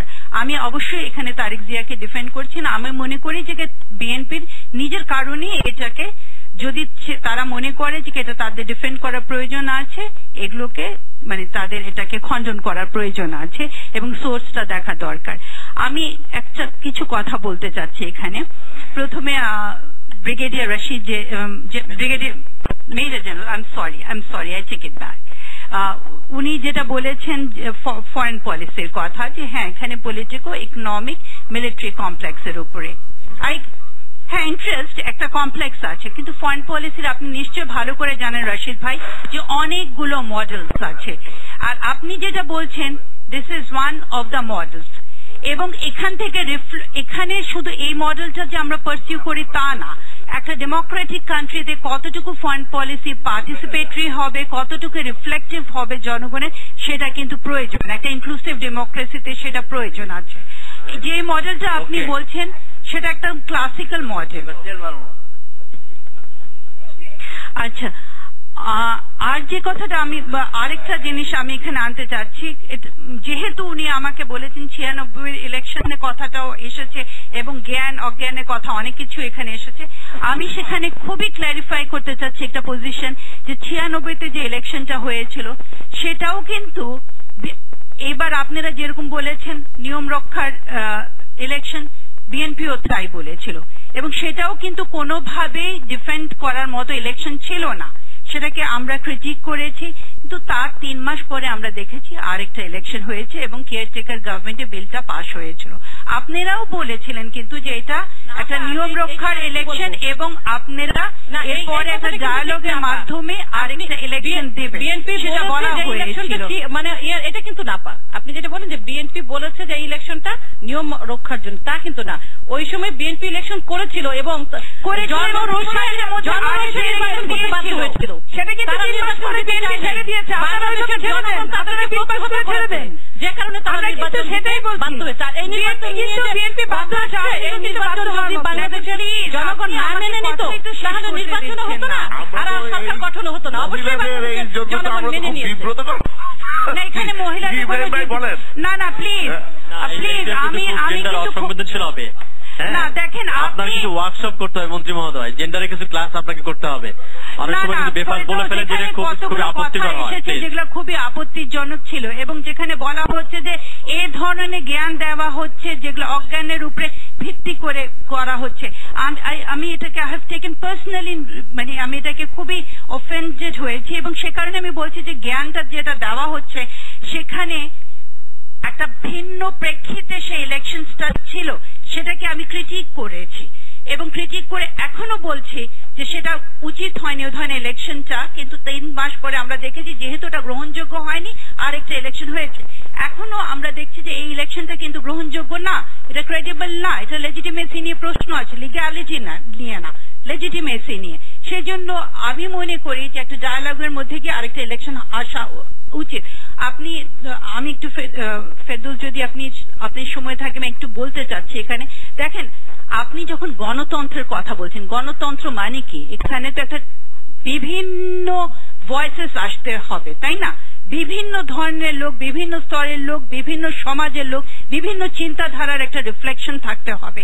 আমার যদি এখানে কোনো ক্রেডিবল অপোজিশনই না থাকে তাহলে এটা এক নায়কতন্ত্র, এটা একটা অথরিটেরিয়ান সিস্টেম।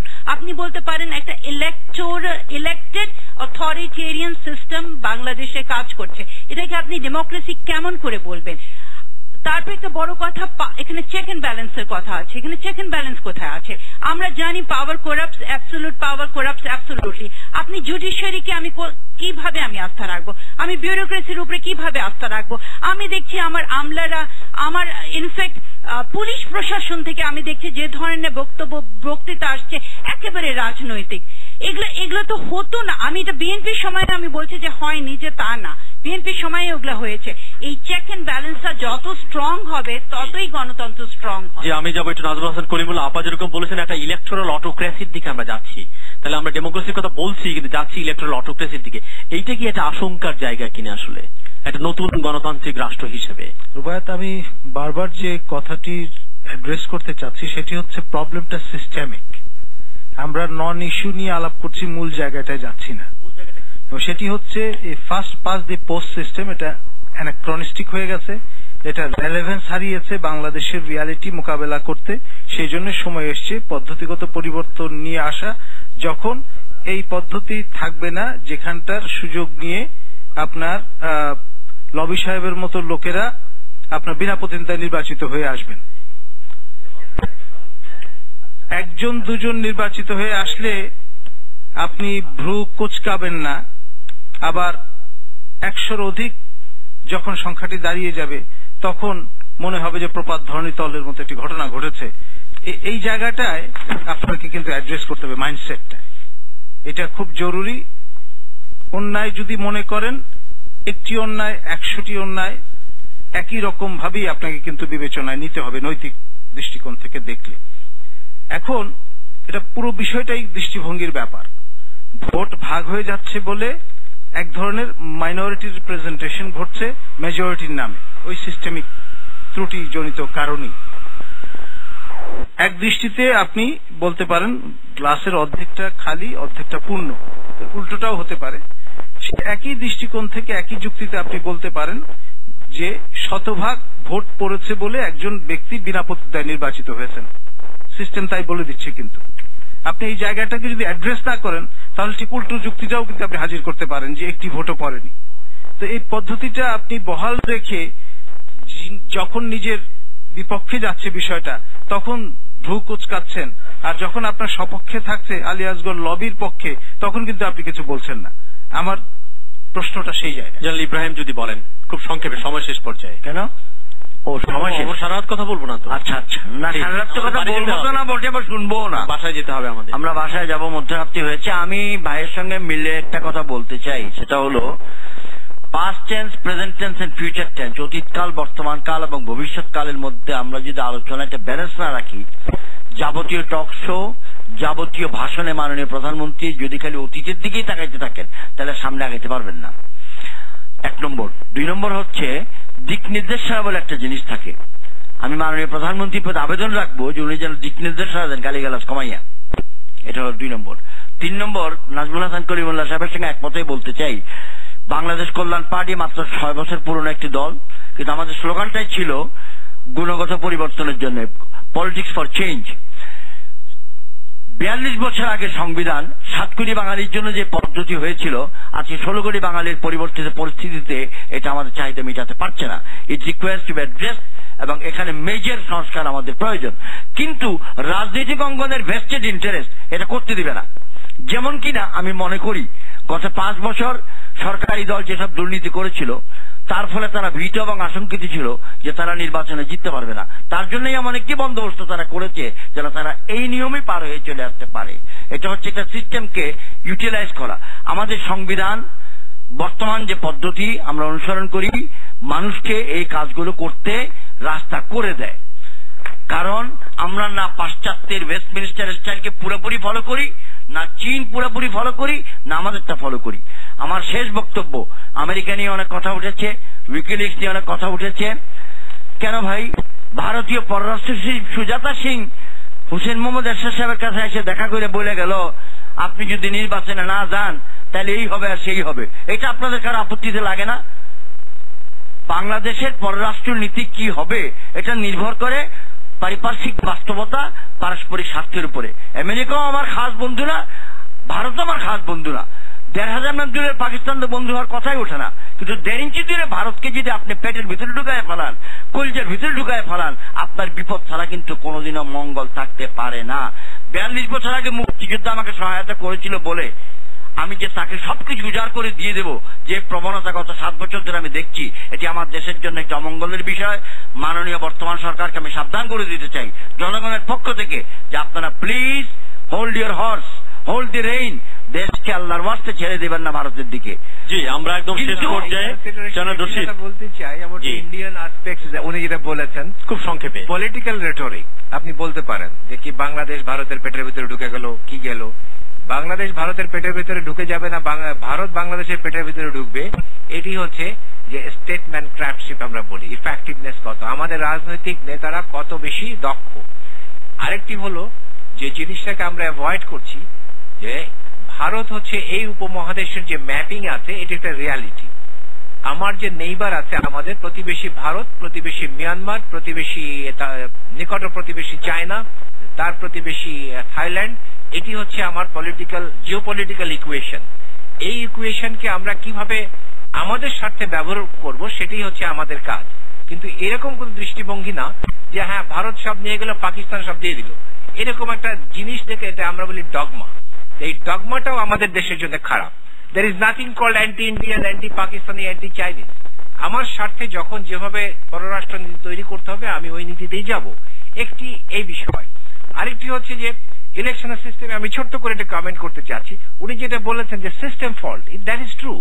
যে এই সিস্টেম ফল্টের জন্য আমরা কি দেখেছি, উনি বললেন গণতন্ত্র কাজ করছে না, অনেক সংজ্ঞায়ন করলেন। আমি সংজ্ঞার ভিতরে ঢুকতে চাচ্ছি না। আমি বাস্তবভাবে গণতন্ত্রকে বাংলাদেশে যেভাবে দেখেছি, কোন সময় বিরোধী দল কার্যকরী ছিল না বাংলাদেশের গণতন্ত্রে, এবং কার্যকরী ছিল না বলে এখন যে বলা হচ্ছে যে এটা একটি বিরোধী দল বিহীন একটি সংসদ, তো এটি কোথাও নাই। এটা গণতন্ত্রের পক্ষে হুমকি। আবার অনেক জায়গা আছে, চায়নাতেও তো কমিউনিস্টিক গণতন্ত্রের ভেতরেও কিন্তু বিরোধী দল কাজ করছে।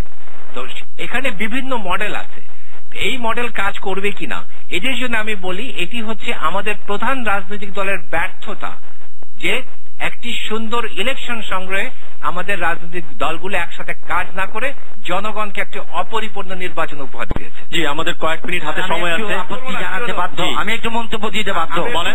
একটি সরকারি দল আর একটি বিরোধী দল উভয়ই কিন্তু ক্ষমতায় যেতে আগ্রহী। জেনারেল রশিদ সাহেবের থিওরি মোতাবেক একসঙ্গে কাজ করি কি ক্ষমতায় যাবে? একজন তার একজনের সঙ্গে বিরোধিতা করবেই। নিরপেক্ষ দৃষ্টিভঙ্গির নামে রাজনৈতিক দলকে ধরে দেওয়া খুব ইজি। করণীয় কি হবে? Please come and join politics to see how difficult it is. গণতন্ত্রের উদাহরণ আছে ন্যাশনাল, জাতীয় স্বার্থে। আমি তো ভারতে বিজেপি আর কংগ্রেসকে দুইটা অবস্থান নিতে দেখি না, আমি দেখি তারা একই অবস্থান নেয়। সেই জায়গাটাতে আমাদের কোন জায়গাটাতে আমাদের দুইটা দল এক জায়গাতে অবস্থান নিয়ে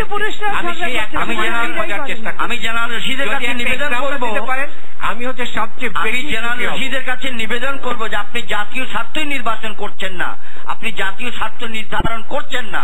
আই স্ট্রংলি প্রোটেস্ট যে বাংলাদেশ তার জাতীয় স্বার্থ জলাঞ্জলি দিয়ে অন্য দেশের স্বার্থকে প্রায়োরিটি তারপরে বলতে এবং আপনার ডগমা বলে কোন জিনিস পার পাবেন না, এই সমস্ত ইন্টেলেকচুয়াল কথা বলে মেহরবানি করে দেশের স্বার্থ বিক্রি দিবেন না। স্বার্থ বিঘ্ন করছিল, আমরা দেশকে রক্ষা করতে চাচ্ছি। Do not abuse political parties. আমার মনে হয় if you have a merit, come and join politics. আমার মনে হয় ইব্রাহিম ভাই, don't abuse political parties like this, sir. Requesting you. যাক আমি একটু বলি, ইব্রাহিম ভাই যেভাবে ক্ষুব্ধ হয়ে যাচ্ছেন, আমি তো মনে করলাম আপনি সবচেয়ে হাস্যরসের মানুষ।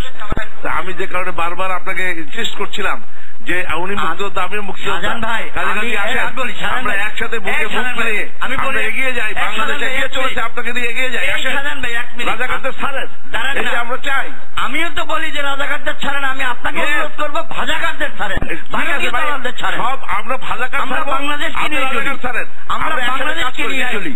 আমি একটু বলি ভাই, আপনি অনেকক্ষণ বলেছেন, আপনার একটু আমি বলি, আমি একবার মাত্র চান্স পেয়েছি। আমি কয়েকটা বিষয় একটু না বললে নয়, আমি ওইটা যে তারেক রহমানের মধ্যে ওই জায়গায় আপনি দেখবেন। আচ্ছা ইব্রাহিম ভাই, পাসপোর্ট, ডাবল পাসপোর্ট থাকে কি অন্যায় না ন্যায়, আইনত না ন্যায় বেআইন? ডাবল পাসপোর্ট নিশ্চয়ই এটা বেআইনি। আপনি ওইটা পড়ে দেখেন, মরিয়ান্টি কি বলেছে, সে বলেছে তার ডাবল পাসপোর্ট ছিল, দেখেন। এবং একটা পাসপোর্টের তারিখ দিয়ে, সেই সন দিয়ে সে উল্লেখ করে বলেছে যে এই তারিখে সেই পাসপোর্টে আমেরিকান ভিসা আছে, তাকে এইটাই যেন ঢুকতে দেওয়া না হয়, সে স্রষ্টা এখানে বলেছে। আপনারা এইটা দিকে যাবেন না, এই কারণে আমরা জানি যে আপনি খালে গেছে, কাজে আপনি যেতে পারেন না। আপনি বলেছেন, আচ্ছা ভাই আমি একটু বলি, বাংলাদেশের রাজনীতিকে আমি তো শেষ করি। সারা বাংলাদেশি অত উত্তেজিত হয়ে গেলে কিন্তু হার্ট ফেল করার সম্ভাবনা আছে, পরে আমরা কিন্তু মারা গেছি। আমি উত্তেজিত হচ্ছি না, আপনি যে কথাটা বলেছেন কালচার আজকাল দেখছি টক শোতে উত্তেজিত হয়ে মানে হাতাহাতিতে যাচ্ছে। আচ্ছা আমি বলতে চাই যে পলিটিক্যাল, আপনি বলছেন আপনি পলিটিক্যাল কি গুণগত পরিবর্তন, আপনার কি গুণগত পরিবর্তন এইটা যে এই যে জ্বালাও পোড়া সারখার ইত্যাদি হলো, এত কিছু ঘটনা ঘটলো, আপনি গুণগত পরিবর্তনের একটা দিক একটু বললেন না আপনি নিজেও, যে এইগুলা এইটা গুণগত পরিবর্তন আমরা চাই না? আপনারা বলেছেন যে 21শে আগস্ট, 1975 সালের 15 আগস্টের কথা উল্লেখ করেছে। সুতরাং আমি এখানে শুধু স্মরণ করে দিতে চাই, ওনারা এটা তো বারবার চেষ্টা করেছে, বঙ্গবন্ধু পরিবারকে ধ্বংস করতে পারলে বাংলাদেশের মুক্তিযুদ্ধের চেতনা ধ্বংস হয়ে যাবে, সেই কারণেই তো 21শে আগস্ট গ্রেনেড নিক্ষেপ করে শেখ হাসিনাকে হত্যা করার চেষ্টা করা হয়েছিল। আপনাকে স্মরণ করে দিতে চাই, যেদিন কিবরিয়া সাহেবকে হবিগঞ্জে গ্রেনেড নিক্ষেপ করে হত্যা করা হলো, সেই দিন তারেক রহমান কৌশলে বঙ্গবন্ধুর মাজার জিয়ারতে ছিল। কি অদ্ভুত, মানে একটা লোকের ক্যারেক্টারটা আপনাকে বুঝতে হবে। এই যে মরিয়ান্টি যে বলেছে, সে তো মিথ্যা বলে নাই, যে সেই হলো সহিংস রাজনীতির এই বাংলাদেশের স্রষ্টা। সুতরাং আমি কয়েকটা বিষয় আপনাকে একটু বলে রাখতে চাই, যে এখানে আমরা জামাতের কথা বলেছি, সেই জামাতকে নিয়ে রাজনীতি আওয়ামী লীগ করে নাই, জামাতকে নিয়ে রাজনীতি আপনারা করেছেন। একটা ওই দাউদ হায়দার নাকি একটা কবিতা লিখছিল, জন্মই আমার আজন্ম পাপ। তা আমার কাছে মনে হয়েছে বিএনপি জন্মটি হলো বাঙালি জাতির জন্য পাপ। কেন? খুন যদি পাপ হয়, সেই খুন যারা করে তারা পাপী, সেই পাপীদেরকে নিয়ে 1971 সালে যারা বাংলার মানুষকে হত্যা করেছিল, ধর্ষণ যদি পাপ হয়, তাহলে সেই পাপীদের নিয়ে যে দল করেছিল সে হলো জেনারেল জিয়াউর রহমান সাহেব। তার শুরুটাই হলো পাপের মধ্য দিয়ে, এবং সেই পাপীদেরকে নিয়ে সে রাজনীতি শুরু করেছিল। সুতরাং সেই কারণে আমি বলতে চাই যে মরিয়ান্টির এটা তো পড়ার সময় নাই, এত সময় ফেরদৌস দেবেও না। শুধু আমি এইটুকু বলতে চাই, আমাদের সরকারের সময় যে একজনে বলেছেন যে বাংলাদেশ নাকি পিছিয়ে গেছে, বাংলাদেশ পিছিয়ে কোথায়? আমি কয়েকটা উদাহরণ দিতে চাই আপনাকে। 2008-9 অর্থ বছরে মুদ্রাস্ফীতির হার ছিল 11%, আর 13 ডিসেম্বর মুদ্রাস্ফীতির হার 7.18% নেমেছে।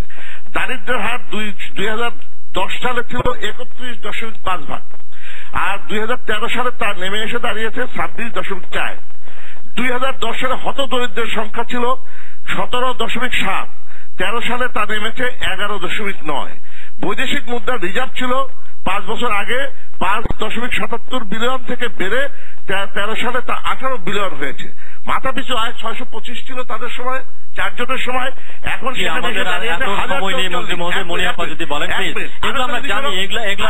বলতেই হবে, সেটা হলো যে মিথ্যা কথা, ওই যে বললাম পাপীদের মুখে মিথ্যা কথা সাজে। আমি এই স্টার পত্রিকার এইটা আমি একটু এরপরে বোধহয় মনি বলতে পারে, আমি তাকে অনুরোধ করব এইটা যেন একটা সদুত্তর পাই। কি সেটা? আমাদের বিএনপির নেত্রী খালেদা জিয়া বললেন 9টা জেলায় 152 জন হত্যা হয়েছে, আর প্র্যাকটিক্যালি হত্যা হয়েছে 17 জন। আমি উল্লেখ করতে চাই দুই একটা। Rahmatullah Palash, president of Satkhira district BNP, said, I am sure that 27 people were not killed in 1 month in my district. তার মানে বিএনপি নেতা বলতেছেন তার নেত্রী যে সংখ্যাটা বলেছে সেই সংখ্যা সঠিক নয়। এখানে আছে চাঁদপুর, লক্ষ্মীপুর ইত্যাদি ইত্যাদি। আমি সব বললাম না, যদি চায় আমি এখনই ইয়েকে দিতে পারবো এই কাগজ। এর কি জবাব দেবেন আমি জানি না। 2,500 লোক মারা গেল, সেটারও কোনো সদুত্তর আমরা পেলাম না। সুতরাং আমি মনে করি মিথ্যার মধ্য দিয়ে যারা এবং ষড়যন্ত্র চক্রান্তের মধ্য দিয়ে আপনি আইতে কলা গাছ লাগাবেন, আপনি সবজি কলা চাবেন, সেটা তো হবে না। এই বিএনপির কাছে আপনি গণতন্ত্রকে আশা করবেন, যে ষড়যন্ত্র চক্রান্তের মধ্য দিয়ে মার্শাল ডিক্লেয়ার করে যে ক্ষমতা এসেছে, তার কাছে তো গণতন্ত্র আশা করা যায়। আমরা শেষ করবো, একদম শেষ 1 মিনিট যদি বলেন। কিভাবে শেষ করবেন? উনি তো শেষ করে সময় দিচ্ছেন না। ওনার সঙ্গে কথা বলার উত্তরটা দিতে গেলে উনি কি কথা বলেন বাংলাদেশের মানুষ জানে। সো সভ্য জগতে থাকার জন্যই আমাদের জন্ম হয়েছিল। এখানে কিছু বুদ্ধিজীবীর সাথে কথা বলতে এসেছিলাম। আজকে ভেবেছিলাম যে বুদ্ধিজীবীরা আছে, ছোটবেলা পড়েছিলাম যে শিক্ষা মানুষকে মহৎ করে, বুদ্ধিমত্তা মানুষকে জ্ঞানী করে, শিক্ষা ও বুদ্ধিমত্তার সংযোগ নাকি মানুষকে মহান করে। এখানে যে মহানুভবতা দেখে গেলাম, বুদ্ধিজীবীদের কাছ থেকে সবক নিয়ে গেলাম, আগামী বাংলাদেশ কেমন থাকবে এখান থেকে বিবেচ্য। উনি জিয়া রহমান সম্পর্কে আমাদের শাহজাহান ভাই যে কথাগুলো বললেন, আমার বলতে আমার ঘেন্না বোধ হয়। কারণ যারা 5 বার 7 বার সংসদ সদস্য থাকার পরে, মাননীয় সংসদ সদস্য থাকার পরেও অসত্য যেখানে বলতে হয়, অসত্য যেটা ভাষা সেখানে মিথ্যাবাদী বলা হয়, সেইখানে মিথ্যাবাদী বলা হয়, সারাক্ষণ মিথ্যাবাদী বলছেন। তার সাথে কিভাবে সভ্য জগতে কথা বলা যায় আমি জানি না। কারণ উনি শুধু একটা সংসদ সদস্য না, ওনার বাবাও সংসদ সদস্য ছিলেন, আমি শুনেছি। সংসদ সদস্যরা যদি অহরহ এইভাবে মিথ্যাবাদী বলে সম্মানিত মানুষজনকে, তাহলে যারা মানুষ জনগণ ভোট দিয়ে যাদেরকে সম্মানিত করেছে, আমি এতক্ষণ প্লিজ আপনি একটা সময় কথা বলেছেন জিয়া রহমানের সম্পর্কে উনি যে কথাগুলো বলেছেন, জিয়া রহমানকে ওনাদের পূজা করা উচিত, সম্মান করা উচিত। জিয়া রহমান না থাকলে ওনারা হারিয়ে যেতেন, আওয়ামী লীগ নামে কোনো দল থাকতো না, বাকশাল নিয়েই থাকতে হতো, যেটা এখন ডিজিটাল বাকশালে পরিচালিত হচ্ছে। সেই জিয়া রহমানকে নিয়ে তারা যখন কথা বলে, জিয়া রহমান স্বাধীনতার ঘোষক ছিলেন। জিয়া রহমান এই দেশের জন্য বারবার এই দেশকে দিয়ে গিয়েছেন, এবং উনাদের জন্য উনাদের মুস্তাক যখন উনাদের ষড়যন্ত্র করেছেন, উনাদের বর্তমান মন্ত্রিপরিষদে যারা আছেন তাদের ষড়যন্ত্র যখন শেখ মুজিব নিহত হয়েছেন, তখন এই জিয়া রহমানই উনাদেরকে হাল ধরে আজকে যিনি প্রধানমন্ত্রী, বৈধ হোক অবৈধ হোক, আজকে যিনি প্রধানমন্ত্রী তাকে বাংলাদেশে আনার ব্যবস্থা করেছিলেন। অনেক ধন্যবাদ। এই জিনিসগুলো বলতে আমি কিন্তু এই কথাগুলো বলতে চাইনি। আমরা বলতে চাইছিলাম সিস্টেম লসের কথা। সিস্টেম লস বলি, সিস্টেম ফল বলি আমরা বলতে চাইছিলাম। ওনারা তারেক রহমান নিয়ে যা কাজ করেছে, আজকে ওনাদের অবস্থা হচ্ছে 3% ভোটও ওনারা পায় নাই। ওনারা আবার তারেক রহমান বলতে এমন হবে আগামী দিনে আওয়ামী লীগের প্রেসিডিয়াম মেম্বাররা ওনাদেরকে ভোট দিতে যাবেন কিনা আমি জানি না। এইবার যেমন সাধারণ আওয়ামী লীগ ভোট দিতে যান নাই, আগামী দিতে যাবে কিনা আমি জানি না। আমি মনে করি আমরা এখানে সিনিয়রদের কাছ থেকে কিছু শিখতে আছি। শাহজাহান ভাই আমাদের সিনিয়র নেতা, আমি অপু উকিলের কথা বাদ দিলাম, অপু উকিল সবসময় এমন ঝগড়া করে, বাট শাহজাহান ভাইয়ের কাছ থেকে আমি এটা আশা করি না। শাহজাহান ভাইয়ের মতো একজন মোর সিনিয়র সংসদ এবং সংসদের বাইরে উনি যে ধরনের কথা বলছে, আমি অনেক ধন্যবাদ। আমরা আলোচনা আমি বললাম তো যে আমাদের কাছ থেকে এই সমাজ কি শিখবে, এখান থেকে অনমীয় একজন মৃত ব্যক্তির কথা আপনারা সংসদে যেমন বলেন, সংসদের বাইরে তেমন বলছেন। আপনারা ওখান থেকে কি শিখেছেন? কিছু শিখেন। শোনেন, বাংলাদেশের যে অবস্থা, দুইটা দলের যে অবস্থা। অনেক ধন্যবাদ। আজকের মতো আমাদের অনুষ্ঠান এখানে শেষ করতে হবে। যেটা বলা হয়েছে যে রাজনীতিবিদদের এই যে বাদানুবাদের যে রাজনৈতিক সংস্কৃতি, এখান থেকে বেরিয়ে এসে যে গঠনমূলক আলোচনা করা দরকার। আমরা অনুষ্ঠান শেষ করবো এই কারণে, এই বাদানুবাদের বাইরে থেকে একজন একাডেমিশিয়ান আমেনা মহসিন, আপনি 1 মিনিট বলবেন, তারপর আমরা অনুষ্ঠান সমাপ্তি ঘোষণা করবো। ডক্টর আমেনা মহসিন, আমরা সামনে তাকাতে চাই। হ্যাঁ, আমার মনে হয় যে এখানে কলিমুল্লাহ যেটা বলেছিলেন, জেনারেল রশিদ যেটা বলেছিলেন, আমি ওনাদের সাথে একমত যে বাংলাদেশে গণতন্ত্রে একটা যদি আমরা গুণগত পরিবর্তন আনতে চাই, অবশ্যই সংবিধানটাকে গণতান্ত্রিক করতে হবে। রাজনৈতিক দলের যে আজকে আমরা দেখলাম, এটা থেকে আমাদেরকে বের হয়ে আসতে হবে। I agree fully with general Rashid. উনি যখন বলেন যে উনি বিজেপি এবং কংগ্রেসের মধ্যে দেখেন না কোনো ভাইটাল ফরেন পলিসি ইস্যুসে ওদের মধ্যে মতানৈক্য থাকে না, আমি সেই জায়গাটাই বলছিলাম যে একটা যখন কনসেনসাসের ভিত্তিতে ফরেন পলিসি পারসিউ করা হয় তখন সে ফরেন পলিসিটা স্ট্রং হয়, আদারওয়াইজ ফরেন পলিসি উইক হয়ে যায়। আমার মনে হয় এখানে আমাদের একটু কমিউনিকেশন গ্যাপ ছিল। এবং শেষ মুহূর্তে আমি বলবো যে আমাদের এই জিনিসটাও কমাতে হবে যে আমরা খুবই নির্ভরশীল হয়ে যাই যে বিদেশি শক্তিগুলো কি বলছে, এবং আমরা সিলেক্টিভলি চুজ করি যখন যেটা আমাদের স্বার্থে যায়। আমাদের এক ধরনের কালেকটিভ সিলেক্টিভ মেমোরি আছে, সিলেক্টিভ অ্যামনেশিয়া আছে। যখন যেটা মনে হয় যে দলে, দু দলকেই বলছি, তাদের স্বার্থে যেটা যায় তারা সেটাকে পিক করে। এটা মার্কিন যুক্তরাষ্ট্রের ব্যাপারে আমরা দেখেছি, আজকে মরিয়াটি এগুলোকে পিক করা হচ্ছে বিকজ এটা তাদের স্বার্থে যাচ্ছে। আবার মোজেনার ওটাকে ডিসকার্ড করা হয়, সেটা তাদের সাথে বিরোধে যাচ্ছে। বিএনপিও তাই করে, বিএনপি আজকে মোজেনাকে পিক করছে বিকজ তারা মনে করছে তাদের পক্ষে যাচ্ছে। এগুলোর থেকে বের হয়ে আসে আমার মনে হয় জনগণের উপরে নির্ভর করে এটাই চালাতে হবে দেশটা। অনেক ধন্যবাদ আপনাদের এখানে আসবার জন্য এবং আলোচনায় অংশ নেওয়ার জন্য।